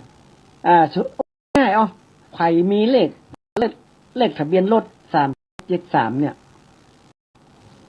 ถ้ารถบักขี้ลุกับเจ้ามันมาสบายเนอะอย่าบอกว่า เลขทะเบียนรถนี่นะ37หรือว่า73เนี่ยท้ายนะครับเลขทะเบียนรถเนี่ยถ้ารถบักขี้ลุกับเจ้ามันมาสบายเด้อ 73 37อันเนี้ยเลขอุบัติเหตุมันไปอยู่วัดก็เดี๋ยวก็ไปก้นหั่นล้มนี่ตำหั่นตำนี่อุบัติเหตุบ่อยแต่มันเป็นอุบัติเหตุเล็กๆน้อยๆนะแห่งความสุขใจก็มีเรื่องเลขท้ายบัตรประชาชนเนี่ย67 65 60 90นี่เนี่ยโอ้มันอยู่ไหนมันก็ตู้ใจกึดนั่นกึดนี่ อันนี้ท่านน้องตองพอคนเดียวเนอะมันเลขท่านเลขกันอย่างนี้นะหัวมันอย่างเอาตัวหัวก็ส่งตัวท้ายมาได้คือกลางเมาส์แล้วอันนี้ต้องดูว่ามันเป็นอันอย่างเป็นเลขอุปสรรคมันแก้ไขได้พ่อแม่พี่น้องท่านผู้ฟังเรื่องตัวเลขบัตรประชาชนนี่นะ13ตัวนี่ของพ่อนานี่สบายเลยพ่อนันจำเลย5501290900009941อันนี้จำง่ายเลยพ่อนันจำเลยนะครับ นะครับ อันนี้เป็นเรื่องราวของเลขประชาชนเกิดมาปุ๊บมันก็ติดอยู่ในใบเกิดแล้วเนาะเลข3ตัวคนใดมีเลขเก้าเยอะๆบุญเก่าจัดแล้วมันมาถึงของผู้นั้นมี3ตัวก็เลขเก้าอย่าง มี3ตัวเลขเก้ามี3ตัวพ่อแม่พี่น้องท่านผู้ฟังดีแต่เลยนะครับไฟติดใจอะไรอย่างโทรมาหาพ่อหนานเนอะเวลาจะหมดแล้วเดี๋ยวเวลาไม่เดียวเลยเวลา5 นาทีก็เรื่องราวต่างๆพี่น้องท่านผู้ฟังมามันจะมาฟังกันม่วนๆเรื่องตัวเลขเรื่องจากที่ห้อยเรื่องอย่างต่างหลายที่พ่อหนานได้นำกับประเภทพี่น้องท่านผู้ฟังต่างหลายเนี่ยถ้าติดใจสงสัยยังก็โทรมาถามพ่อหนานเนอะเรื่องกิจการงานพ่อหนานก็น้อมเจิญใครจะมาบ้านพ่อหนานก็สอนก็น้อมเจิญเนอะโทรมาบ้านพ่อหนานร้านใหม่ทำใหม่งามม่วนมาแอวกันเนอะ มีของดีหลายอย่างน่าจะกล้าขายกล้าบอกแม่นขายประมาณที่มากล้าบอกขึ้นกล้ามาเสริมดูชีวิตดีขึ้นพลิกร้ายให้กายดีกล้ามาแก้อาถรรพ์อย่างตั้งหลายมาแหกมาเจ็ดนี่นะมันใจกระถามหาเศษหลวงธรณีสันเอกก็กระถาบอกเก่าโบราณมีนักมีหลายเนี่ยพ่อแม่เป็นนางท่านผู้ฟังทั้งหลายพ่อหนานได้ห้ามได้เฮียนมาก็เอามาใจกับคนต่างหลายก็ดีพ่อแม่พี่น้องผู้ฟังดีมากๆเลยที่ว่าพ่อหนานได้ยาคนได้ช่วยเหลือคนครับอยู่ไปวันๆเฮามีความสุขเฮาได้ช่วยเหลือคนก็ขอบคุณยินดีแต่เลยทุกท่านทุกคนที่มาบ้านพ่อจานพ่อหนานไกรสอนยินดีแต่เลยที่ว่า ท่านมีความเชื่อในเรื่องราวสิ่งเหล่านี้นะครับเฮาเชื่อเฮาบ่เชื่อจะนะครับอันนี้ถ้าท่านมีความเชื่อ 100% ก็น้อมเชิญที่บ้านพ่อจานพ่อ กสอนยินดีต้อนรับทุกท่านทุกคนนะเดี๋ยวมาแหว่งหากันได้เนอะหลายท่านหลายคนพ่อลุงพ่อแม่ป้าหลายท่านหลายคนพ่อจารย์วัดหรือว่าเป็นครูบาอาจารย์พระสงฆ์องค์เจ้าก็มานักกันหลายก็ขอบคุณยินดีแต่เลยที่หลายท่านหลายคนมาบ้านพ่อจารย์นะครับมาได้ศรัทธาความเชื่อนะก็ยินดีมากๆเลยแล้วแต่ท่านเนาะท่านมีศรัทธาความเชื่อท่านก็มานะครับศึกษาเราเรียนเรื่องความกถาเรื่องจารีตที่ห้อยของดีบ้านเฮากาแม่นไขมันมีก้าไม้เนอะพ่อแม่พี่น้องท่านผู้ฟังก้าไม้ก้าสมุนไพรเพราะได้ปลูกไว้เยอะเลยอย่างชุมเทศเนี่ยบ้านเฮาบนห้องยาลับมืนนะเพราะนั้นเอามาปลูกหรือชุมเทศเนี่ยถ้าเข้าไปดูอินเทอร์เน็ต Facebook เลยมันแก้อย่างนะครับมันถ่ายง่ายอย่างเข้าไปเยอะๆมันถ่ายมันหยองมามันเป็นระบายนะเทศอย่างเงี้ยลำมึนเนี่ยนะมีสมุนไพรหลายอย่างเพราะนั้นนำมาปลูกไว้นะมาดูมาพอกันเนอะได้กับน้องเจินนะต้นสมุนไพรนะเครือเขาลงปูตัวแม่นะเครือเขาลงตัวปูนะตัวแม่อยู่ในกระถางเดียวกันพ่อแม่เป็นนางท่านผู้ฟัง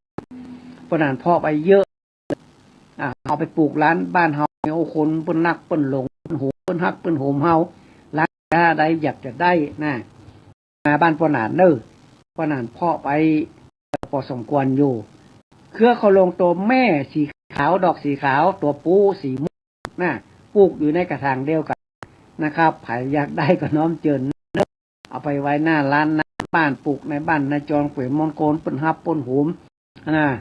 สิ่งดีๆจะเกิดขึ้นกับท่านนะมาดูมามาฟังกันเนอะพ่อแม่พี่น้องท่านผู้ฟังทั้งหลายวันนี้จะได้ยก10 นิ้วไวสาจะคืนเวลาสถานีเปิ้นไปวันติดหน้ามาปะทำไมเนอะวันนี้ยกมือ10 นิ้วไวสาลาไปก่อนจัตตารโรมาวัฏันติอายุวันโนสุขังปะลัง